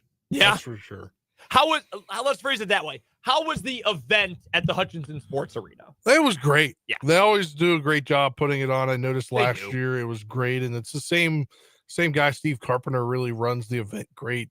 I mean, he actually contacted us because last year I was there all 4 days. Or was it? Yeah, 4 days. And I guess Friday morning was like, hey, are you guys sending anybody? And it's like, yeah, we don't have what we had last year, obviously. Yeah. And got down there, and the world of technology is crazy because we had a bunch of stuff going on. I didn't have our remote equipment, so I actually was able to use an iPad. Yeah. And how I do my sportscast from home, connected via a USB-C to USB adapter. And I had like a quarter of the space that I think I would ever need was used, and I was like, this is great. Just needed the Wi-Fi. So I got the Wi-Fi, got all hooked up. It was perfect. I will say I missed the timing of the media meals. Oh, no. Yeah. Tough. Yeah. So I got, it was so good. They had good barbecue there, local there in Hutch, but the buns were left out a little too long. Stale buns. And then Saturday, Never I got want to the stale buns. Then folks. Saturday, I got to the pizza a little too late. It was cold, but I like cold pizza. I like Yeah. warm pizza too, but I like cold pizza. yeah, I mean, it wasn't bad. Where was it from? Papa John's. All right, I can live with that. Yeah. I eat Papa John's pizza every home game for Washington basketball this year, so I can live with a Papa John's pizza. But yeah, it was nice, and went to my new favorite place. Shout out to you. Oh, Brahms. Brahms hit Yeah, Brahms. I Did hit the Brahms. old Man. weekend double feature Brahms. Oh, yeah. yeah. There we go. That's what we like to hear. Except for when we went to Brahms on Saturday for lunch. The last time I had gone to Brahms when I was down in Hutch, I had gone at like 11 a.m. Yeah. Because I needed to get to the arena for Right. the 12 p.m. game or whatever, 12:30, whatever it was. We had a little bit more time when I was there this time, and my girlfriend came with me, and the entire Hutch baseball team was in there. Oh, wow. So it took about 30 minutes to get our A food little slower. because Yeah. they were all getting bags of burgers. That'll happen. And then he didn't get a milkshake, and everybody was coming in, so we drove around for a little bit and got a milkshake later. The lady that was taking our orders said, "Welcome to Brahms. What do you want to eat?" Well, I'm glad you got to enjoy it. Glad you had a good Yes. time down in Hutch. They do a great job They with do. it. Shout out to Jason, who's in the YouTube comments, who was shouting out his Axtell Eagles, who picked up a state championship. Future Kansas Jayhawks football player Brandon Schmelsley on that Axtell team that won a state title this weekend. Congratulations to all the teams that did. Tough weekend, obviously, for our tough end to the weekend for our Shawnee County teams that played for state titles, but a big congratulations to them for getting to Championship Saturday. It's coming up tomorrow. We've been talking about it throughout the show. Cannot tell you how excited I am for Washburn basketball in the regional final, taking on MSU Moorhead on Tuesday night, 7 o'clock. Our pregame will begin at about 6:45 over on Country 106.9. Tomorrow, tip-off obviously at 7. Pregame, postgame, game itself, you can find it all on Country 106.9. Yours truly on the call. I'll be honest with you. I'm nervous. I'm excited, but I'm a little bit nervous. I'm pumped though, man. It's going to be such a blast. Crowd's going to be awesome. Can't wait to see some of you guys out there. Our guy McFly Cowboy says just a couple minutes walk from where he lives. That's awesome. If you've got a chance to make it out there, get there. You're not going to want to miss it. Go if you haven't. If you want to see, well, what's the environment going to be like?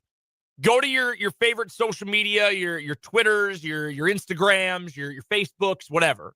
I don't think Washburn's on Blue Sky, but either way, go look at the video. Yeah. Watch the video of the big-time dunk by Michael Keegan last night with just under 8 minutes to play. Washburn Sports Center? It did not. No. You know what? I had a ton to do last night because my wife came home from she made a road trip with our daughter up to Chicago to see her parents. I was so busy last week that she said, "Hey, I'm going to go see my parents because I need help with the baby, and you're not going to be here at all." I said, "No, that's totally fair. Totally support it." So I knew she was coming back midday today, and I thought, I'm going to do some laundry. I'm going to clean it all up a little bit for her. Do the dishes that I did not do literally all week that were piled up in a big stack in our sink. I wanted to do all that. So I had a bunch to do. But I stayed in front of the couch until the top 10 came out on SportsCenter when I got home, waiting to see if it would come on. They did top 10 of the week instead of top 10 of the day.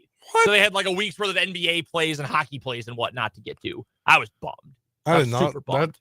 I've never heard that before. I know. What a joke. So it did not make SportsCenter. But my point. Okay. So get to your favorite social media. Go to Washburn's account. Watch the video of Michael Keegan's dunk, the highlight of it from last night. Washburn's up 8. Rebound gets tipped out to Jacob Hanna. Runs the floor. Beautiful bounce pass up ahead in transition to Mike. And he brings the freaking house down, man. Awesome dunk in transition, in traffic. Massive pop. Loudest I have ever heard Lee Arena last night. It was awesome. The environment's great. It's going to be packed. We want you in the building. If you can't make it, listen to me on the broadcast. The capacity crowd tomorrow night. It's going to be a blast. A berth in the Elite Eight on the line. Washburn has not been there in 24 years. Go do your part. Try to help the Ichabods get to Evansville next week. All right. We've done enough talking about basketball that's happened in the past. Let's get to some 580 Sports Talk headlines for today. News from around the sports world. I'm going to start with some Kansas State sports today. From KStateSports.com, K-State women's basketball selected for the 2025 NCAA tournament. Unfortunately, the Cats are not hosting. They did not get a top 4 seed. They are instead a 5 seed with an at-large bid. They are in Spokane for regional. Regional 4 would make more sense in English, but that's fine. For Regional 4 this year's tournament, they will open things up against the Stags of Fairfield. Do they have a different name for the Fairfield women's basketball team? I don't know, but Stags are males, right? Yeah, I feel like, yeah. Like, can they have the lady Stags? I don't know. I'm genuinely curious. No, they're just the Stags for men and women. All right, that's fine. Doesn't really matter. I was just curious. Like how some places have cowboys and cowgirls. Iola is the Mustangs and the Phillies. I thought maybe they'd have a different team. Either way, does not matter. Team nickname doesn't matter. K-State versus Fairfield. They are going to play on Friday. Spencer, have you seen a tip-off time for this game? I think it's 1:30. It is. It is 1:30 is when this game is going to tip off. We're going to carry it right here on 580 WIBW. So we will join you late on Friday's show. But whenever K-State is done with postgame, probably we're going to around jump on, take those things. Yeah, we're thinking around 4 probably is when we'll join you. So we'll miss the first hour of the show, but that's fine. We have some K-State postseason basketball action. 6th time under head coach Jeff Mittie that K-State has made it to the tournament. The full bracket for the women, and I need to pull this up. I don't have it up in front of me. So give me just 1 second, and we'll get you the full bracket for K-State in Spokane Region 4, or Regional 4 Spokane, I guess. And why you look at that up, if people are wanting to watch it on TV, it will be on ESPN News. ESPN News, okay. Which is the home of the start and of the best games, but apparently not for this. It's home of the whole game. Yeah, the 5 minutes of a Big 12 game when the ACC contest on Big Monday goes long. ESPN News. So yes, that's where K-State will play. Favored by 15.5 over 12th seeded Fairfield. Should K-State win, it will take on the winner of Kentucky and Liberty. This section of the bracket will be hosted by the University of Kentucky in Lexington. I don't know a whole lot about UK women's basketball. I know they're decent. I don't know how they stack up with K-State. A fully healthy Kansas State team, I would take over almost anybody. And it appears Aoka Lee's ready to come back. I don't know how healthy she's going to be. It's good she's out there. Obviously important. She's got gravity. She's got pull. I don't know how much she'll be able to do. I hope she can play at full strength for her own sake and for K-State's sake. The other K-State headline, though, we need to get to. Yeah. There have been some rumors swirling around. And actually, Spence, if I can get audio over on this computer, because we're going to listen to this clip. There have been rumors for a couple weeks now that the University of Missouri, for its open basketball job, is targeting Kansas State head coach Jeff Mittie. So this popped up, I don't know if this was last week or 2 weeks ago, that Mittie was a target for this job. He is from Missouri originally. He's a native of Blue Springs. He went to Missouri Western, where he was also the coach for a few years, then ended up at Arkansas State, followed by TCU for a long time, and he's been at Kansas State since 2014.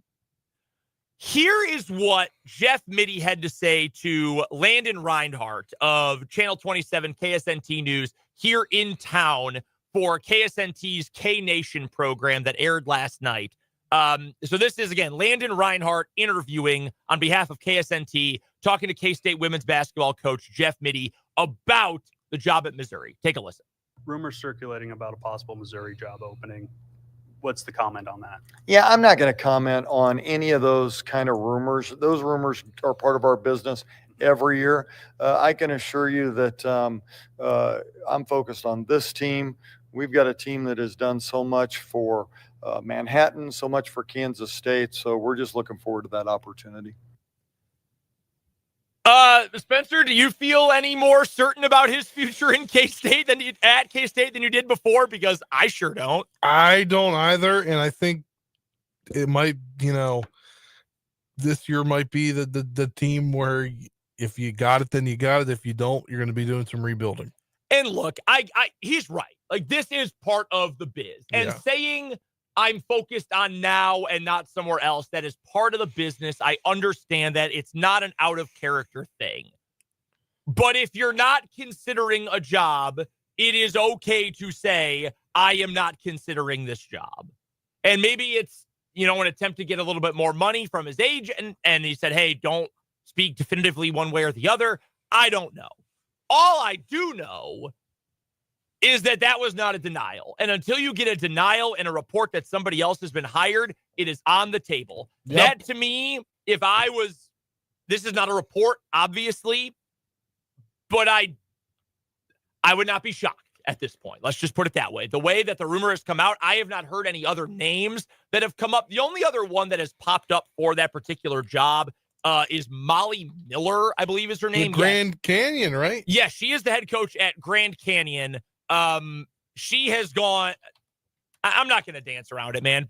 Men find her very attractive. I'm just going to put it out there, okay? Men find her very attractive. The New York Post has an article with a headline that calls her stunning, okay? She has gotten somewhat famous for it. She is from Springfield, Missouri. She went to Drury, where she also ended up coaching for a while. She's currently the head coach at Grand Canyon. I know a lot of Missouri fans would like her to go coach their women's basketball program. Those are the only two names I have heard associated with it at all. Plus Jeff Mittie not giving you any sort of concrete evidence that he will or will not take that job. Yeah. I would not be surprised at this point if Jeff Mittie takes it. But that's the setup for K-State as of now. Under Coach Mittie, they will play in Lexington, Kentucky on Friday at 1:30 against the Fairfield Stags. Spencer, what is your first headline for us today? Let's go to MLB.com. We've got a press release from the Royals because they're announcing their Royals and FanDuel Sports Network are announcing the 2025 television schedule. Well, obviously, FanDuel Sports Network, I think by now people know, is the new home of Bally Sportsnet because of the bankruptcy and everything that the company went through. FanDuel Sports Network took it over, branded now. We knew that there were going to be some broadcast on Gray Media's KC TV5, KSMO that were also going to come out to Topeka through Channel 13. We know those dates are going to be April 6th, 27th, May 18th, 26th, June 1st, 15th, July 20th, August 17th, August 24th, and August 31st, excuse me. Those are all Sundays. But we now know the national broadcasting schedule for the Royals, where they will just be broadcast nationally. Saturday, May 3rd at Baltimore is going to be on Fox. Friday, June 20th at San Diego is going to be on Apple TV Plus. Saturday, June 21st at San Diego on Fox. Saturday, July 26th against Cleveland, going to be on Fox. Sunday, August 10th at Minnesota is going to be on Roku. The Roku game. They took over for Peacock's Sunday featured game. Yeah. Which, honestly, it sucks to have to go dig through a bunch of apps to find the game, but free is better than not free. Yeah. Then the Saturday, August 30th against Detroit on Fox. Saturday, September 6th against Minnesota on Fox. Thursday, September 11th at Cleveland on Fox. Those are all nationally televised games only. They are also big 5 games that will coexist on the FanDuel Sports Network and other national networks. Monday, April 14th at the Yankees will be on MLB Network. Thursday, April 17th at Detroit will also be on FS1. Saturday, April 26th versus Houston will be on FS1. Tuesday, June 10th versus the Yankees will be on TBS. And Thursday, June 12th versus the Yankees will be on MLB Network. So a lot more national television for the Royals. A lot more of you, if you don't have FanDuel Sports Network, Bally, the old Bally, you'll be able to watch them. Yeah, this is a big deal. And part of it is the fact that the Royals have won a lot more and they're entertaining and fun and all that. You've got an ace and you've got a star batter. Yeah. And when you've got those two things, and it's harder with an ace because you can't guarantee that he's going to pitch on the day you get those games. But if you're Fox and you get Padres, Royals, and I don't know what the Padres rotation is going to look like this year, but you end up getting a star match. Let's say it's Dylan Cease. They acquired Cease this offseason. Dylan Cease versus Cole Reagans.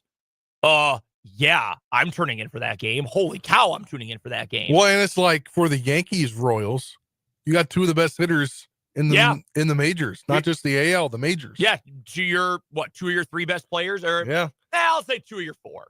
I think your 4 best non-pitchers are Judge, Soto, Shohei, and Witt. Yeah. Also, notice a lot of these games are division games. Yeah. Cleveland, Minnesota, Detroit. That's awesome. This is really cool. And the fact that there's going to be the games that are aired locally on TV here on Channel 13, as well as having more national games and free games too on Fox and Roku, this is a big deal. This is a really big deal. It's a big deal for me, who cannot legally watch the Royals. Me too. So I am very excited about having more games that are accessible for Royals baseball this year. This is good for everybody. Except for the ones on MLB Network. Well, yeah, that's a pain. Some people probably find other ways to watch games. Yeah. I'm not going to say who would do that, but I'm sure there are people who do that somewhere else out there. Next up for me, from The Athletic, the headline is, what is the college basketball crown and who's invited to the first one? So the college basketball crown is the new tournament ran by Fox Sports that is going to rival the NIT. It runs from March 31st to April 6th. You may notice those are dates that overlap with the NCAA late rounds. The tournament title game is going to be played the same day as the women's national championship. This is not going to work. No. It's just not. But also, I think part of it isn't part of the crown you get NIL or something. So, yes, I'm glad you bring this up. So the whole conceit is that Fox wanted to essentially build a new you didn't make the big tournament that would compete and beat the NIT. And what was supposed to be the draw was they were going to work with their partner conferences, Big East and Big Ten and the Big 12 and say, hey, you guys, when you miss the big dance, instead of going to the NIT, come work with us, your TV partner, and be on our tournament, be a part of our event. And the pitch that the winning teams, and by participating in the Crown, you are going to get NIL money. Well, that only happens if you make it at least to the semifinals. And only 4 teams do that. It's a 16-team tournament. So here's the field for you. Arizona State, alphabetical order. Arizona State, Boise State, Butler, Cincinnati, Colorado, DePaul, George Washington, Georgetown, Nebraska, Oregon State, Tulane, UCF, USC, Utah, Villanova, Washington State. This is nothing but gambling addict slop. Like, dude, there's no reason to watch any of this. No. Nobody in the world, maybe not even the most diehard Bearcat fan, was clamoring for more of the 2025 Cincinnati Bearcats. No one. Who wanted more Villanova? No one. Villanova, Colorado. Gross. That's icky, man. Nebraska versus Arizona State. Utah and Butler. It's pig slop. This is gross. This is truly for problem gamblers. Like, I like to gamble on sports. I'm not throwing out thousands of dollars on games, but I'll put a shekel or two down on a game for a little action, a little extra interest. Sure. I don't even want to bet on this. This is gross. And, Spencer, this overlaps with the later weekends of the NCAA tournament, which are going to be more interesting with better games, easier to watch, all of that. And this starts a week after the portal opens. Yeah, and that's, I guess, the NIL is the reason they're trying to get people to stay. They're like, well, you can get NIL from this tournament. But, like, if you're George Washington, right, and you're in this event, you play Boise State in the first round, and then either Utah or Butler. You have to win 2 of those games just to get there, but you're someone who's thinking about transferring out. What are you going to do? Take the gamble that maybe you'll get a little bit of, and I don't know what the NIL payout will look like. Probably not going to be that much. I mean, I don't who really does. Like, no one. Yeah. No one knows. Are you going to This take has that? been a conceptual thing. Right. Are you going to take that gamble, or are you going to bail out? If you're one of those guys at Arizona State, and I don't know any of them for sure who are going to depart, but if you're one of those guys at Arizona State who's super talented and you're being coached by an idiot in Bobby Hurley, sorry, it's true. I don't think he's a good coach at all. What would you rather do? Try to win 2 more games for your bad coach on your bad team and maybe get a check, or go to the portal and find a better situation? Yeah, it Go makes to the portal, the whole 100%. yes, exactly. The whole concept is ridiculous. Well, it's like so I totally, like, I had heard about this tournament, obviously, and then I mentioned earlier last week that the Big 12 at the Big 12 tournament, the commissioner spoke, and he was like, yeah, well, basically 2 to 4 of the teams that don't make that just miss the cut for the NCAA tournament are going to be in it. Well, you know who's the team that missed the cut that could have potentially been in it? West Virginia. Well, that's not what I was going to bring up. I was going to bring up Kansas State. Oh. Kansas State could have been in it. Well, guess what? They're done. Yeah. They said no. They said no, too, because 1, you got an injured Coleman Hawkins. Yep. And 2, what are you really going to prove? Yeah. No, I'm with you. Do you want to get to the West Virginia note, though? I mean, I've already gone over it once, but yes, let me get to it here as I open it up. West Virginia's governor went in front of the media today. Actually, no, I was talking about the coach. Oh. But yes, the West Virginia governor did talk about Ken Pom today at the podium. It was very funny. No, there are the rumor mill. Oh, the rumor mill. Yes, Darian DeVries. The rumor mill is that DeVries is headed to Iowa to become their next head coach. He allegedly, rumor mill is saying he met with them last night. Yeah, so rumors of a meeting. He's only spent 1 year at West Virginia. His son's done. Yeah. Well, oh, no. He could get a medical. Yeah, I think he could get a medical. I wouldn't be surprised if he got a medical. And then follows again. Go to Iowa. And he'd be just like I thought he would have been the best player at West Virginia. He'd be the best player at Iowa next year. Iowa guy, get to return there. Man, if that happens, I don't blame him. But boy, West Virginia's in a bad place. Bad place right now.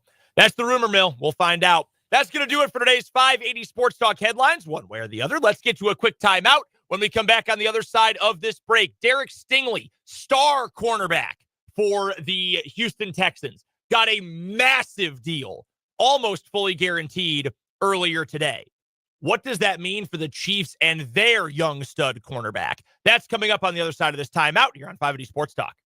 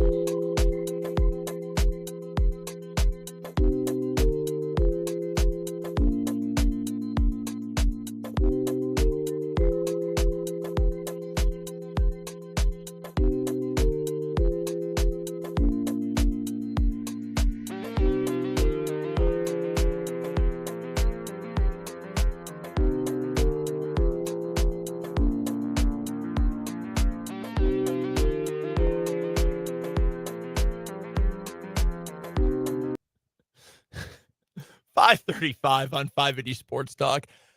Our guy Vance is a longtime loyal listener of this program, but I am very mad at him for a comment he just left on the YouTube feed.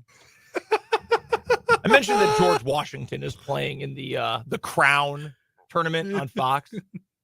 George Washington University. Vance commented, "Hey, BD, just a heads up, George Washington will not be in that tournament. He died a long time ago." George Washington, what's their new mascot? The Revolutionaries. They were the Colonials. And then we decided that colonization is bad. So they changed to Revolutionaries, which is okay. Like the Revs, it's all right. Yeah. It's long, but it's okay. There have been worse name changes over time. That was funny, Vance. I'm not actually mad at you. Couple other things here that I want to get to. We're going to talk football, I promise. I was just setting up my bracket for this year during the break. We, on the YouTube feed, if you're watching online, and we'll share it on social media. Spencer also tweeted it out. Yes, from it's the on show our account. Facebook, WWW News on Facebook, and on at 580 Sports Talk on the X, the everything app. That it's all happening on X. Yes. Yeah. Good bit. So if you want to join our bracket challenge for this year, we're not doing it on 580wibw.com, but we're going to do it through ESPN's website. You can find the link to it on our Facebook. You can find the link to it on our Twitter account. You can find the link to it on the YouTube comments as well. It's pinned at the top of the YouTube comments. You can click on the link, join our bracket challenge. We would love to have you guys join and be a part of it. So Did you change your name? I did. I saw it. So it sets it up. It was just like Dworzinski bracket 1 or whatever. Last year, I had a great name. My bracket name was Sarah Jessica Parker Brown last year. Great name. So I was trying to do that again. And I wanted to call mine Big Buck Hunter Dickinson. It won't let me type in Dickinson. It says it's a banned word. Guys, ESPN, it's his name. Yeah, what the heck, ESPN? Hunter Dickinson is his name. That's not a bad word. Dick, it's short for Richard. Or in this case, it's just part of the name Dickinson. Give me a break. Come on. So now I had to edit out the first I. So it's Big Buck Hunter Dickinson. Dude. Come on. I wonder if they'll let me put an asterisk so I can really try to beat the censors. Yes, it will. It looks worse with an asterisk. No one is thinking that, guys. ESPN, come on. What are you doing? So, yeah, when you see Big Buck Hunter Dickinson in there, know it's mine with the asterisk. Come on. That there's an old quote about censorship is what gives the word its power. There's some like real meaning and heft to that. Like there's a real deep conversation to be had about that quote. It shouldn't apply to my tournament challenge bracket. Give me a break, ESPN. Come on. All right. I did want to touch on this, Spencer. Some news from earlier today. Derek Stingley, the stud cornerback for the Houston Texans. I said this at the top of the show, and I said it to Matt Verderame, that I believe he is in the same category as Trent McDuffie, Sauce Gardner, best cornerbacks in the NFL. I think Stingley's in that category. And Matt agreed with me. And Matt said he takes McDuffie and Stingley both over Sauce, and I agree with him on that as well. He got a big, fat contract extension from the Houston Texans today. It's kind of weird. It's shorter than you would expect, and the money is kind of goofy. It's 3 years, $90 million guaranteed. Usually you're looking at a 4 or 5 year contract here, but it's 3 years, $90 million total, 89 guaranteed. Why is $1 million not guaranteed? I don't understand that. Me neither. I'm wondering, and this is just a guess, if Houston intentionally said, this is what we're going to pay you, we're going to tack $1 million on that's not guaranteed. That way you can say, you, Mr. Agent, whoever I don't know who his agent is, but you, Derek Stingley's agent, can say you got him $30 million a year. We can say we don't deal with fully guaranteed contracts. That would be my guess. I don't know if that's true. That's stupid, but I would understand at least sort of the basic logic if that's what the deal was here for Derek Stingley. He's awesome. Genuinely awesome as a player. Little grabby, but he's great in coverage. He's got good ball skills. He's a willing tackler. Hell of a player. He'd be a number one corner on every team in the league, maybe except for Kansas City, because Trent McDuffie is just as good. And that brings me to my question, Spencer. I have been banging the drum for years that you should always get your extensions or your free agent contracts done ASAP. Do not wait a second, because every minute that passes, you are running the risk that somebody else in that talent pool gets paid first. And then you are going to have to pay more because your player and his agent are going to say, well, if player X got this amount, you're going to have to pay us a little bit more to set the market. That's just how the business works. for top of the line players. If you're a reserve guy, you're obviously not going to get market setting value. But for guys who can reset the market, they're good enough to do that. This has become a major talking point this season because it's how the Eagles have been able to keep so much of their talent. It's how they got Devontae Smith on what's now a really cheap deal and how they've kept a bunch of their guys. They pay them really quickly so that they set the market, but then the market surpasses them as the cap continues to go up. The Texans are doing that with Stingley. It's a no-brainer, obviously. I'm wondering when the Chiefs are going to pull the trigger. Do you think it is a mistake for the Chiefs to not have a deal done with McDuffie like right now, essentially, because he's eligible now for an extension? Yeah, I think they need to get it done now. I mean, I think because then when is his contract over? So he's got next year, but then they can also do the 5th-year option. I don't know. Because he's through 3 years. You can negotiate a rookie deal after 3 years have elapsed. I don't know if you wait till after you do the 5th-year option and then do it. It's hard because you want to do it now, but then maybe they don't want it because they know, like, both sides know what's up. So it'd be hard. Like, one side doesn't really have the advantage in this because both sides know that, well, the price is going to get driven up. So, like, whatever Trent wants to do is what's going to happen. Does he want to wait and see how much he can get value on the open market, or does he want to see what his extension will be in 2 years, or does he want to be team friendly and lock things down now? Because there's also, so you're right, because there's multiple ways to look at this, because it's not always as simple as just give him this contract and he signs it and it's over. This isn't Madden. Yeah. And This is fantasy land. Right. Mitchell Schwartz, former Chiefs offensive lineman, 4-time All-Pro, Super Bowl champion with the Chiefs, all that, had a take on this. And we'll get to that in a second because I think it's illuminating. And he's obviously Chiefs biased, but it's an interesting point. I think you can your point about McDuffie, hey, if I wait longer, I'm going to get paid more, is true. The problem for the player, you go play on turf, your cleat gets caught, you tear your ACL. Well, I don't know if we want to pay. We'll pay. Yeah. But I don't know if we want to reset the market for a corner coming off a torn ACL. That's the risk you run if you're the player. If you're the team, the risk you run is it's going to cost you more over time the longer you wait. Go ask the Dallas Cowboys. Go ask the Cincinnati Bengals with the deals they gave out to Jamar Chase and T. Higgins. So this is what Mitchell Schwartz said. It was in response to a tweet that said, I'm at least a little concerned the Chiefs are going to extend Trent McDuffie for $40 million a year the day before he becomes a free agent in 2 seasons. And I don't know if it'll be 40, but it'll go up quite a bit. And here's what Mitchell Schwartz had to say. And they'll have saved over $40 million by then. I don't get why so many Chiefs fans are up in arms about this. Again, this is from Mitchell Schwartz. You think the team wants to spend more money on a guy by waiting? Both sides have to agree to a deal. Spencer, to your point. And if you don't, he continues playing for a relative pittance on his rookie deal. For a team that's managed the cap, draft, and on-field performance as good as anyone since Pat's deal, I'm not sure why there's so much negativity over someone else signing.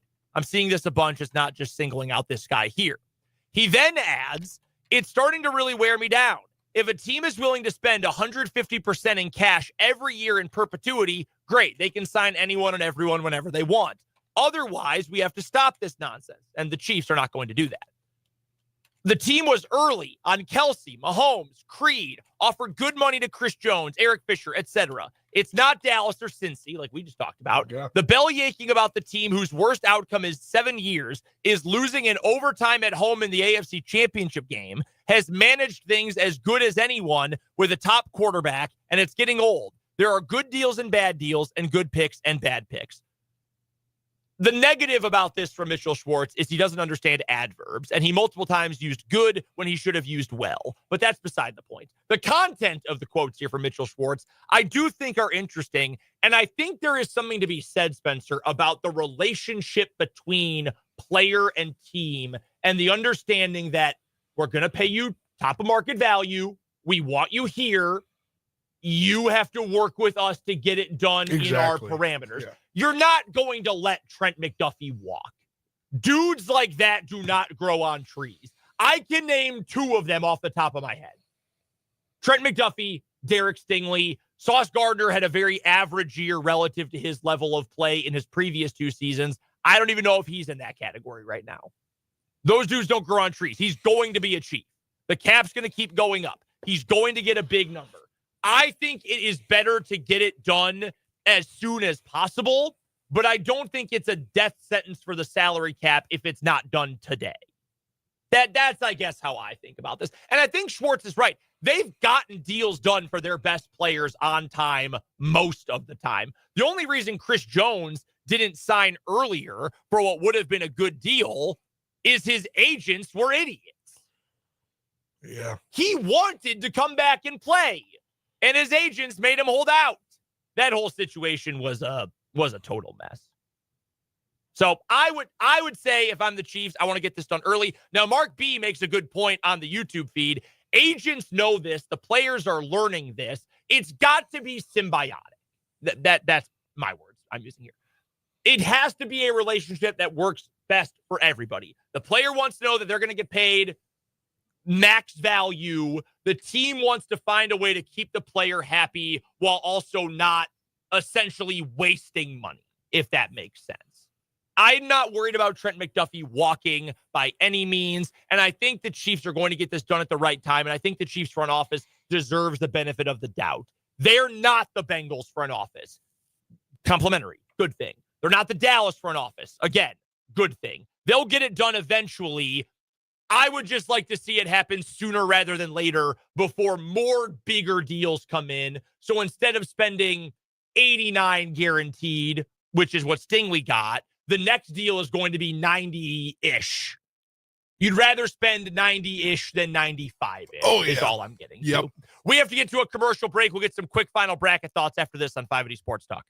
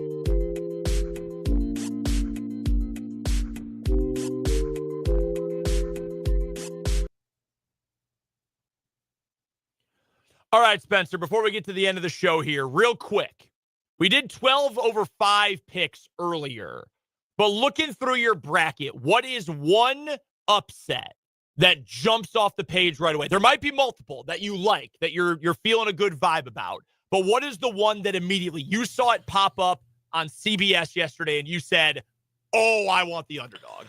I've been buying this guy since you've been talking about him last year. He was coaching the D2 ranks last year, and then he moves up to Drake. He beats an NCAA tournament team, and I believe Vanderbilt's in the NCAA tournament, right?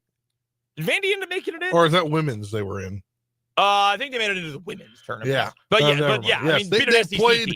Yeah, they beat Kansas State at the Wildcat Classic in overtime. That's when I really kind of stalled that team for the first time this year. I think Vanderbilt did get in. I'm sorry. Yeah. They're 10. Yeah, they're playing State Mary. Yeah, and they beat Vanderbilt on the season. That's right. I think this Ben McCollum-led Drake team can turn some heads and potentially upset a Mizzou team. Yeah, that one's going to be popular. That's such an interesting style clash because Drake is going to try to play a 20-possession game, and Missouri wants to get up and down. I'm fascinated by that particular matchup. I am going to go to the Midwest region. I told you earlier I liked the idea of McNeese over Clemson. I'm going to give you High Point over Purdue, the 13 over the 4. Shout out to our guy, Bobby Pettiford at High Point, the former Kansas Jayhawk, then went to East Carolina, has found a home at High Point, their first NCAA tournament. They graduated from the Never Been Dancing Club. I don't trust Purdue. There have been some really good Purdue teams in recent memory that have been clowned. Well, they did lose to a 16, but they've been clowned on for various reasons, but they've been really dang good. They had Zach Edey. Now they don't have Zach Edey. And Matt Painter is a great coach. High Point's no slouch. And Purdue's a top 20 Ken Pom team. High Point's top 85. They're no slouch. I'm going to give you High Point. This feels like a bad spot for Purdue. If there was ever somewhere where we'd get a 12 versus 13 this year, I think it would be that part of the Midwest region with McNeese and High Point going head-to-head. We have to get to one final time out here on 580 Sports Talk. We'll come on back with today's final word.